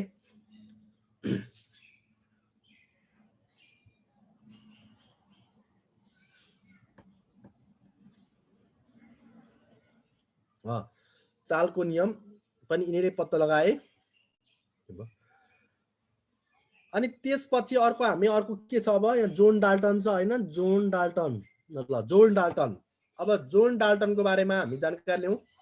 जस्तै अब जोन डाल्टन पनि एउटा रसायनशास्त्री हुन् है। उनको जन्म पनि त्यही 6 सेप्टेम्बर 1767 मा इङ्ल्यान्डमा भएको थियो। 1767 6 सेप्टेम्बर 1767 मा इङ्ल्यान्डमा भएको थियो र मृत्यु चाहिँ 1844 को जुलाई 27 मा भएको थियो है त। भनेपछि जोन डाल्टनको जन्म कहाँ भएको छ भन्दा इङ्ल्यान्डमा भएको रहेछ। कहिले त भन्दा 6 सेप्टेम्बर 1767 मा र मृत्यु कहिले भयो त भन्दा 1844 को जुलाई 27 मा भएको रहेछ है, जुलाई 27 मा। अनि यिनले पदार्थको सबैभन्दा सानो अविभाज्य कोण, इलेक्ट्रोन र प्रोटोन, इलेक्ट्रोन माइनस भी, प्रोटोन प्लस भी र न्युटनको चार्ज लेसको मिलनबाट भएको भन्ने कुरा एटोमिक थ्योरीको प्रतिपादन गरेका हुन्। भनेपछि एटोमिक थ्योरी कसले प्रतिपादन गर्यो त भन्दा एटोमिक थ्योरीको प्रतिपादन गर्ने जोन डाल्टन रहेछन्। प्रोटोन र इलेक्ट्रोनको परिभाषा गर्ने है। अनि पार्शियल प्रेसर सम्बन्धी नियम, पार्शियल प्रेसर भनेको अपूर्ण चाप सम्बन्धी नियमको प्रतिपादन गर्ने पनि कोन भन्दा जोन डाल्टन नै हुन्। अनि वायुमण्डलमा पानीको मात्रा पत्ता लगाउने र हाइग्रोमिटरको आविष्कार गर्ने, वायुमण्डलमा पानीको मात्रा पत्ता लगाउने र हाइग्रोमिटरको आविष्कार गर्ने पनि कोन भन्दा जोन डाल्टन हुन्। यिनलाई मैले एटोमिक थ्योरी भन्छ के, एटोमिक थ्योरी। अनि त्यसपछि चार्ल्स ल्याट भन्छ, यो ग्यासलाई तताउने नियम, चार्ल्स ल्याट रुल्स, चार्ल्स ल्याट रुल्स। यो ग्यासलाई तताउने नियमको पुरा व्याख्या गर्ने मान्छे पनि जोन डाल्टन नै हुन्। त्यसपछि ल अफ पार्शियल प्रेसर है, ग्यासलाई तत्तो कुनबाट नियमबाट हुन्छ भन्दा ल अफ पार्शियल प्रेसर भन्ने मान्छे पनि यिनै हुन्, त्यो अपूर्ण चाप, अपूर्ण चाप। अनि जोन डाल्टनलाई विधागत रूपमा कुन विधासँग सम्बन्धित छन् भन्दा केमिस्ट्री है, तिम्रो रसायनशास्त्रसँग सम्बन्धित छन्, रसायनशास्त्र। अनि परमाणु भनेको पदार्थको सूक्ष्म कण हो भन्ने भनाइ यिनीले सुरु गरेका हुन् पहिले। परमाणु भनेको चाहिँ पदार्थको सबैभन्दा सानो सूक्ष्म कण हो भन्ने कुरा पनि यिनै जोन डाल्टनले भनेका थिए। मल्टिप्लाई प्रोपोर्सन भन्छ, मल्टिप्लाई प्रोपोर्सनको नियमको प्रतिपादन गर्ने पनि जोन डाल्टन नै हुन् है, जोन डाल्टन। अनि त्यसपछि जोन डाल्टनले जलवायु मौसम सम्बन्धीको सङ्ग्रह पनि प्रकाशन गरेका थिए। जलवायु परिवर्तन सम्बन्धी, मौसम सम्बन्धीको सङ्ग्रह पनि यिनले प्रकाशन गरेका थिए। अब हामी जोन डाल्टन पछि माइकल फ्याराडे। अब यो माइकल फ्याराडेलाई हामीले प्रिन्स अफ एक्सपेरिमेन्ट भनेर चिनिन्छ। माइकल फ्याराडेलाई प्रिन्स अफ एक्सपेरिमेन्ट, यसलाई अन्डरलाइन गर, प्रिन्स अफ एक्सपेरिमेन्ट भनेर हामीले जान्नुपर्छ। को हुन् त प्रिन्स अफ एक्सपेरिमेन्ट भनेर सोध्यो भने माइकल फ्याराडे। माइकल फ्याराडे चाहिँ सन् 1791 हैन, सन् 1791 मा सेप्टेम्बर 22 मा तिम्रो बेलायतमा जन्मेका हुन् र उनलाई हामीले एउटा त प्रिन्स अफ एक्सपेरिमेन्ट सँगै फादर अफ इलेक्ट्रिसिटी पनि भनिन्छ, विद्युतका पिता पनि भनिन्छ माइकल फ्याराडेलाई। किनभने चिम्नीको जेनेरेटरको आविष्कार गर्ने, डाइनामाइटको आविष्कार गर्ने पनि तिनै हुन् माइकल फ्याराडे है। डाइनामाइट होइन कि डाइनामो भन्छ। अनि विद्युत मोटर, अझ सजिलो विद्युत मोटरको आविष्कार गरेका थिए यिनले है। अनि त्यसपछि यिनको चाहिँ मृत्यु 1867 अगस्त 25 मा निधन भएको थियो फ्याराडेको मृत्यु है। यिनले विद्युत जेनेरेटरको आविष्कार गरे, स्पेशल विद्युत जेनेरेटरको आविष्कार यिनले गरे। त्यसपछि मोटर कारमा प्रयोग हुने रासायनिक पदार्थ बनाएको भोल्टाइक सेलको प्रयोग पनि, भोल्टाइक सेलको आविष्कार पनि यिनले गरेका हुन्। अनि पानी तान्न काममा प्रयोग हुने विद्युत मोटरको आविष्कार पनि यिनले गरेका हुन्। अनि श्वास रोक्नको लागि क्लोरिनको आविष्कार, श्वास रोक्ने ग्यास क्लोरिनको आविष्कार पनि, क्लोरिन ग्यासको आविष्कार पनि यिनले गरेका हुन्, क्लोरिन। अनि त्यसपछि चिम्नीको आविष्कार पनि 1840 मा यिनले गरेका हुन्, चिम्नीको आविष्कार। अनि फ्राइडे इफेक्टका रूपमा रहेको चुम्बकीय प्रशासकीय असरको नियम पनि यिनले प्रतिपादन गरेका हुन्। अनि विद्युत लेपन सम्बन्धीको सिद्धान्त पनि यिनले प्रतिपादन गरेका हुन्। अनि त्यसपछि तिम्रो ल अफ इलेक्ट्रोम्याग्नेटिक इन्डक्सन भन्छ, ल अफ इलेक्ट्रोम्याग्नेटिक इन्डक्सनको आविष्कार पनि प्रतिपादन पनि कसले गरे त भन्दा माइकल फ्याराडेले गरेका हुन्। अब हामी अर्को चार्ल्स डार्विन। अब चार्ल्स डार्विन भनेको 1809 फेब्रुअरी 12 मा उनको जन्म भयो, इङ्ल्यान्डको सेसबरी भन्ने ठाउँमा यिनको जन्म है। अनि त्यसपछि यिनका सबैभन्दा महत्त्वपूर्ण कुरा के रहे त भन्दा विकासवादी सिद्धान्त, थ्योरी अफ इभोल्युसनका प्रतिपादक को हुन्, सोध्ने क्वेसन यही हो, थ्योरी अफ इभोल्युसनका प्रतिपादक को हुन् भन्नु भने चार्ल्स डार्विन। त्यसपछि थ्योरी अफ नेचुरल सिलेक्सन अनि त्यसपछि एउटा थ्योरी अफ म्युटेसन उत्परिवर्तनको सिद्धान्त, यी तीनवटा सिद्धान्त उसका सबैभन्दा महत्त्वपूर्ण हुन्। विकासवादी सिद्धान्तका पिता, थ्योरी अफ नेचुरल सेलेक्सनका पिता, त्यसपछि थ्योरी अफ म्युटेसनका पिता उत्परिवर्तन सिद्धान्तका पिता पनि को हुन्, चार्ल्स डार्विन नै हुन्। चार्ल्स डार्विनले अनि बाँच्नका लागि सङ्घर्ष होइन, बाँच्नका लागि सङ्घर्ष स्ट्रगल, बाँच्नका लागि सङ्घर्ष भन्ने पनि विकास सिद्धान्तको प्रतिपादक गर्ने पनि चार्ल्स डार्विन नै हुन्। चार्ल्स डार्विनलाई फर्टिलाइजेसन अर्चिड कृति पनि यिनले फर्टिलाइजेसन अर्चिड कृति पनि यिनले प्रकाशन गरेका थिए। त्यसपछि सेक्सुअल सिलेक्सन होइन, डार्विनको लैङ्गिक छनौटको नियम सम्बन्धी प्रतिपादन सेक्सुअल सिलेक्सन पनि 1871 मा यिनले गरेका थिए। अनि त्यसपछि यिनले धेरै गरेका छन्। सर्भाइभल अफ द फिटेस्ट भन्छ, त्यो सर्भाइभल अफ फिटेस्ट पनि को सिद्धान्तका प्रतिपादक पनि कुन भन्दा अल्बर्ट आइन्स्टाइन नै हुन्, भए पनि चार्ल्स डार्विन नै हुन्, भए पनि माल्थसको सिद्धान्तसँग रुल छ। माल्थस भनेको पपुलेसनसँग सम्बन्धित मान्छे हुन्, त्योसँग पनि उनको मिल्छ। अनि मानव जातिको पुर्खा बाँदरै हो भनेर प्रतिपादन गर्ने मान्छे, घोषणा गर्ने मान्छे कुन भन्दा चार्ल्स डार्विन नै, यो के अरे चार्ल्स डार्विन नै हुन् मानव जातिको। अनि चार्ल्स डार्विनको मृत्यु चाहिँ 1882 अप्रिल 19 मा भएको थियो, बेलायतमै भएको थियो यिनको मृत्यु पनि। अब हामीलाई यहाँ सोध्ने मोस्ट इम्पोर्टेन्ट क्वेसन के हो त भन्दा चार्ल्स डार्विनको जन्म कहाँ, बेलायत। अनि त्यसपछि थ्योरी अफ इभोल्युसन भन्दा कसलाई चिनिन्छ, डार्विनलाई। थ्योरी अफ नेचुरल सिलेक्सन भन्दा कसलाई चिनिन्छ, डार्विनलाई। त्यसपछि स्ट्रगल अफ लाइफ, बाँच्नको लागि सङ्घर्ष कसको कृति हो, चार्ल्स डार्विनकै होइन, चार्ल्स डार्विनकै। अनि मान्छेहरूको उत्पत्ति कुन जीवबाट भएको थियो, बाँदरबाट यिनीले होइन भन्ने ठोक्वा गर्ने वैज्ञानिक पनि को हुन्, यिनै हुन् भन्ने कुरा यसरी हामीले थाहा पायौँ भने हुन्छ है, धेरै कुरा जानिरहनु पर्दैन। कुरो बुझ्यो सर? त्यो फर्टिलाइजेसन पछि उताको अलिकति भन्दिछु न, के भन्छको थियो? Fertilisation of orchid, ORCHIDS, fertilisation of orchids भन्ने सम्बन्धी महत्त्वपूर्ण सिद्धान्तको प्रतिपादक पनि चार्ल्स डार्विन हुन्। Charles Darwin.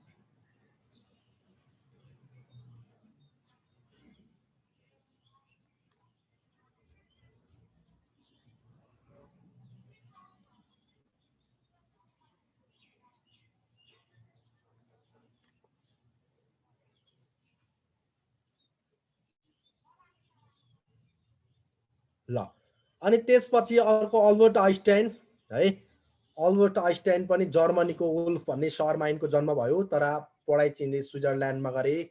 अनि त्यसपछि यी अमेरिकाको अगाडि बसेका हुन्, तर यिनको जन्म चाहिँ कहाँ भयो त भन्दा जर्मनीमा भयो 1901 मा, 1879 1879 मार्च 14 मा जर्मनीमा यिनको जन्म भयो। अनि त्यसपछि यिनले प्रारम्भिक शिक्षा चाहिँ स्विजरल्यान्डमा गरेका थिए। अनि यिनले 1921 मा फोटो इलेक्ट्रिक भन्ने सब्जेक्टमा, इलेक्ट्रिक इफेक्ट विषयमा चाहिँ यिनले विश्वमा नोबेल पुरस्कार पाएका थिए 1921 मा, यो इम्पोर्टेन्ट हुन आउँछ।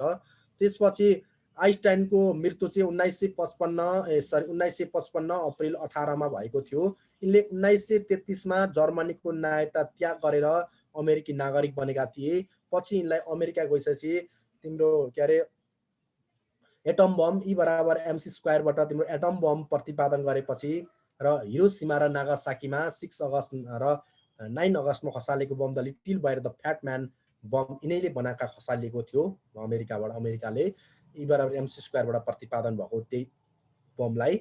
अनि त्यसपछि यिनलाई चाहिँ इजरायल भन्ने देशले चाहिँ राष्ट्रपति बन्ने अफर दिएको थियो, तर यिनले पछि मानेनन् राष्ट्रपति बन्ने अफर। अनि यिनको महत्त्वपूर्ण भनेको त्यही हो, इलेक्ट्रोम्याग्नेटिक भन्नेको गर्ने। अनि अनफिल्ड फिल्ड थ्योरी भन्ने अनफिल्ड थ्योरीको प्रतिपादक पनि यिनै हुन् है, यिनै हुन्। त्यसपछि यिनै कुरा हुन्। यिनलाई अब मैले अघि भने यिनको अहिलेसम्म पनि विश्वमा सबैभन्दा बेसी दिमाग युज गर्ने वैज्ञानिक भनेर यिनलाई चिनिन्छ। संसारमा सबैभन्दा धेरै युज गरेको, दिमाग युज प्रयोग गरेका मान्छे भनेर यिनलाई चिनिन्छ, अल्बर्ट आइन्स्टाइनलाई। अनि यिनको अहिले पनि मस्तिष्क भनेको अमेरिकाको प्रिन्सटन अस्पतालमा सुरक्षित राखिएको छ भनिन्छ। यिनलाई मैले अघि भने तिमीहरूलाई फादर अफ मोडर्न साइन्सले पनि यी व्यक्तिलाई चिनिन्छ है त।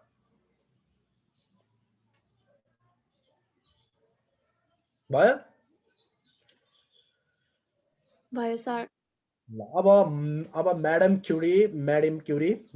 यो बाल्यकालको नाम मेरी स्लो दोस्का नाम हो है। यी 1867 नोभेम्बर 7 मा यिनको जन्म पोल्यान्डको राजधानी वार्सामा भएको थियो। यिनी 16 वर्षकै उमेरमा माध्यमिक शिक्षा पुरा गरेका थिइन् अनि 1895 जुलाई 25 मा यिनले रोबर्टो पियरी त्यतिखेरका चर्चित फ्रान्सेली वैज्ञानिक रोबर्टो पियरीसँग यिनको विवाह भएको थियो र यिनले 1903 मा चाहिँ रेडियमको आविष्कार पियरी दम्पतिलाई सन् 1903 मा रसायन यो चाहिँ गलत छ सरी तिम्रो के हो भने 1903 मा यिनले नोबेल पुरस्कार पाइन्। नोबेल पुरस्कार कोसँग मिलेर पाइन् भन्दा हेनरी बेकुरेल भन्ने मान्छेसँग पाइन्। यिनले गरेको विकास भनेको त के हो त भन्दा रेडियमको आविष्कार गरेकी हुन् र उनले रसायन शास्त्रमा फेरि 1911 मा के गरेकी थिइन् भन्दा नोबेल पुरस्कार प्राप्त गरेका थिइन् र एउटै घरमा दुई जनाले नोबेल पुरस्कार पाउने कोन भन्दा यिनै हुन् रोबर्टो पियरी र म्याडम क्युरी है। अनि यिनले रेडियम पोलेनियम तत्त्वको बारेमा अध्ययन गरे बापत म्याडम क्युरीले दोस्रो पटक कहिले भन्दा 1911 मा चाहिँ नोबेल पुरस्कार पाइन् है त। म्याडम क्युरीको निधन 1934 मा 1934 मा भएको थियो। अनि पहिलो नोबेल पुरस्कार पाउने पहिलो महिला पनि यिनै हुन्। पहिलो महिला नोबेल पुरस्कार पाउने पहिलो महिला पनि म्याडम क्युरी नै हुन्। म्याडम क्युरीका पतिले क्युरीसँगै मिलेर यिनले पत्तो लगाएको तत्त्वको नाम चाहिँ युरेनियम भन्ने तत्त्व चाहिँ बुढीसँगै मिलेर तर रेडियम पनि आविष्कार गरिन्, युरेनियम पनि आविष्कार गरिन्। यी सबै कुरा आविष्कार गरे पनि लास्टमा उनको मृत्यु चाहिँ क्यान्सर भन्ने रोगकै कारणले गर्दा मृत्यु भएको थियो यिनको है। क्यान्सर सम्बन्धी रोगहरू सम्बन्धी पत्ता लगाएर यस्तो औषधि यस्तो गर्ने सम्बन्धी सबै कुरा पत्ता लगाएर लास्टमा उनको मृत्यु पनि क्यान्सरबाटै मृत्यु भएको थियो यिनको। अनि प्रथम विश्वयुद्धमा आउने म्याडम क्युरीले अस्पतालमा सेवामा गरेर समाजसेवीको भूमिका खेलिन् प्रथम वर्ल्ड वारमा है। उनले प्रथम वर्ल्ड वारका सबै सैनिकहरूलाई चाहिँ आफ्नो सेवा दिएकी थिइन्। डाक्टरले आफ्नो गरेको है आफ्नो युज भएको क्षमताहरू प्रयोग गरेकी थिइन् उनले रेडियोलोजी सेवामा बसेर। अब अर्को कुन छ हाम्रो Galileo, Michael Faraday, Charles Darwin, अब स्टेफन हकिन्स बाँकी अनि म्याडम क्युरी, अब लुई पास्चर हैन। अनि अब गुलिलियो मार्कोनी है त। गुलिलियो मार्कोनीको बारेमा त्यही हो, मार्कोनी भन्ने बित्तिकै रेडियो भन्ने सम्झिहाल, अरू केही नसम्झ। यिनले रेडियोको आविष्कार बनाएका हुन् है। मार्कोनीले 1874 अप्रिल 25 मा इटालीको बेगलोर भन्ने ठाउँमा यिनको जन्म भयो। अनि त्यसपछि 1937 जुलाई 20 मा यिनको मृत्यु भयो। यिनले गरेको काम भनेको त्यही हो, रेडियोको आविष्कार गरेका हुन्। अर्को खासै यिनको त्यस्तो धेरै केही छैन यिनको है। रेडियो नै हो, रेडियोको परीक्षण गर्ने, प्रसारण गर्ने अनि टेलिग्राफ मार्फत आविष्कार गरेपछि यिनलाई पनि भौतिक शास्त्रको तर्फको नोबेल पुरस्कार 1909 मा दिएको थियो। बेतार टेलिग्राफको बिना तारको टेलिग्राफको आविष्कार गरे बापत यिनलाई मार्कोनीलाई पनि के दिएको छ त भन्दा भौतिक शास्त्रको नोबेल पुरस्कार दिएको थियो है। अनि त्यसपछि यिनलाई मार्कोनीले युरोप र अमेरिकालाई चाहिँ वायरलेस टेलिग्राफ मार्फत जोडेका थिए। अनि वायरलेस पद्धतिको विकास गर्ने व्यक्ति पनि कुन भन्दा मार्कोनी नै हुन्। अब तिमीले मार्कोनीको धेरै बुझ्नु परेन। गुलिलियो मार्कोनी भन्ने बित्तिकै तिमीले के बुझ्नु पर्यो भने रेडियोको आविष्कार गर्ने मान्छे हुन्।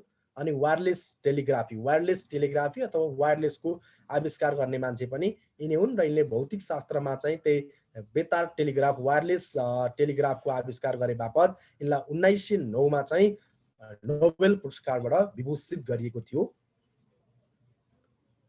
त्यो जान्ने। अनि त्यसपछि लुई पास्चर भनेको माइक्रोबायोलोजीका संस्थापक हुन् है। सर्टकट भन्दा माइक्रोबायोलोजीका संस्थापक लुई पास्चर हुन्। अनि यिनको जन्म 27 डिसेम्बर 1822 मा भएको थियो, फ्रान्समा भएको थियो। 1895 मा यिनको 73 वर्षको उमेरमा मृत्यु भएको थियो। यिनले रेशम किराको रोगको नियन्त्रण सम्बन्धी अनि हैजाको विरुद्ध त्यही रेबिज रोग त्यसपछि क्षयरोग विरुद्धको चाहिँ भ्याक्सिन पत्ता लगाएका हुन्। यिनले गरेको काम त्यही नै हो, एउटा हैजा एउटा रेबिज रोग विरुद्ध खोप प्रतिपादन, सबैभन्दा यिनको चर्चित रेबिज रोग विरुद्धको खोप प्रतिपादन गर्ने व्यक्ति हुन् यो लुई पास्चर भन्ने मान्छे है। अनि त्यसपछि क्यास्ट्रोलोग्राफी भनेर चिन्छ वैज्ञानिकलाई लुई पास्चरलाई।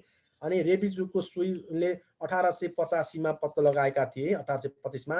अनि त्यो इरी खोप रोगसँग समिन्छ भन्दा रेबिज अनि घाउ पाक्न र विभिन्न रोग लाग्न सक्ने कुनै ब्याक्टेरिया हो भन्ने कुरामा घाउ पाक्नुको कारण र विभिन्न रोग लाग्ने कारक तत्त्व भनेको ब्याक्टेरियाकै कारणले हो भन्ने कुरामा प्रुभ गरेर देखाउने व्यक्ति पनि लुई पास्चर नै हुन्। अनि कुखुरामा लाग्ने रोग, रेशम किरामा लाग्ने रोग अनि पनि रोगको औषधि पनि यिनीले पत्ता लगाएका हुन् यिनीले। अनि चलचित्र, ग्रामोफोन, विद्युत बल्ब, टेलिफोन, रिसिभर लगायतको हजारौं आविष्कार गर्ने वैज्ञानिक थोमस एल्वा एडिसनसँग यिनले त्यो युज गरेर चाहिँ हैन त्यो सँग तिनले आविष्कार गरे त्यो अनि त्यसपछि यिनले चाहिँ त्यो टिबी रेबिज भन्ने जस्तै कुरो बुझ्यौ नि है कुरो बुझ्यौ हेलो हेलो बुझिँदैछ सर Yes, sir. बुझिरहेको छु। बुझ्दैछ सर यसो केही नबुझ्ने क्या लुई पास्चर भन्ने सम्झिने रेबिज रोग औषधि पत्ता लगाए खोप हैजाको पत्ता लगाए केही नसम्झिने क्या यिनलाई माइक्रोबायोलोजीको पिता भनेर चिनिने भइयो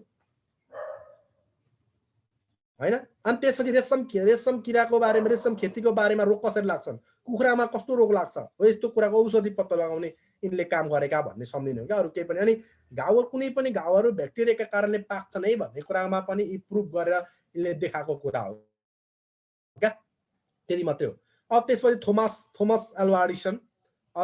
एल्वा एडिसनलाई आविष्कारका पिता भनेर चिनिन्छ यिनलाई आविष्कारका पिता यिनले झन्डै तिम्रो 1093 वटा वस्तुहरूको आविष्कार गरेका थिए यिनको जन्म 1847 फेब्रुअरी 11 मा अमेरिकामा भएको थियो अमेरिकामा यिनको है अनि 1900 भएको थियो अनि 1931 अक्टोबर 18 मा चाहिँ यिनको मृत्यु भएको थियो यिनले गरेको आविष्कार भनेको टेलिग्राफ गरे आविष्कार 1868 मा टेलिग्राफ त्यसपछि 1869 मा मतगणना यन्त्रको आविष्कार गरे 1869 मा त्यसपछि 1877 मा यिनले ग्रामोफोनको आविष्कार गरे ग्रामफोन अनि त्यसपछि ग्रामबेलले बनाएको अलेक्जेन्डर ग्रामबेलले बनाएको टेलिफोनलाई आधुनिकीकरण गरे टेलिफोनलाई अनि हेलो संसारमा हेलो शब्दको प्रयोग गर्ने मान्छे यिनै हुन् त्यसपछि बिजुलीको चिमको आविष्कार गरेका पनि यिनै हुन् यिनलाई वैज्ञानिक पनि भनिन्छ अथवा आविष्कारका पिता पनि भनिन्छ हैन यति हो यिनको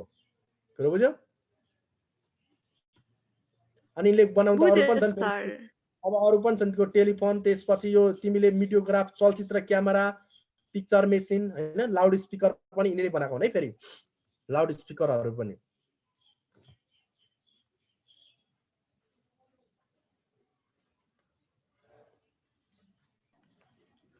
लाउड स्पिकरहरुको पनि आविष्कार यिनले गरेका हुन् थोमस एल्वा एडिसनले नै गरेका हुन् थोमस एल्वा एडिसनले नै गरे भन्छ एकैछिन है म सर हजुर तपाई क्लास अब रोकौँ होला सरहरु आएर वेट गरिरहनु भएको छ है ए हुन्छ सर ल सी यु टुमरो अलिकति सक्दिउ सर कि सिद्धि अहिलेलाई Pradeep sir you go ahead ए हुन्छ सर थ्यांक यू सर ल Bye sir, have a good day. सुरु गर्नुस् हजुर ल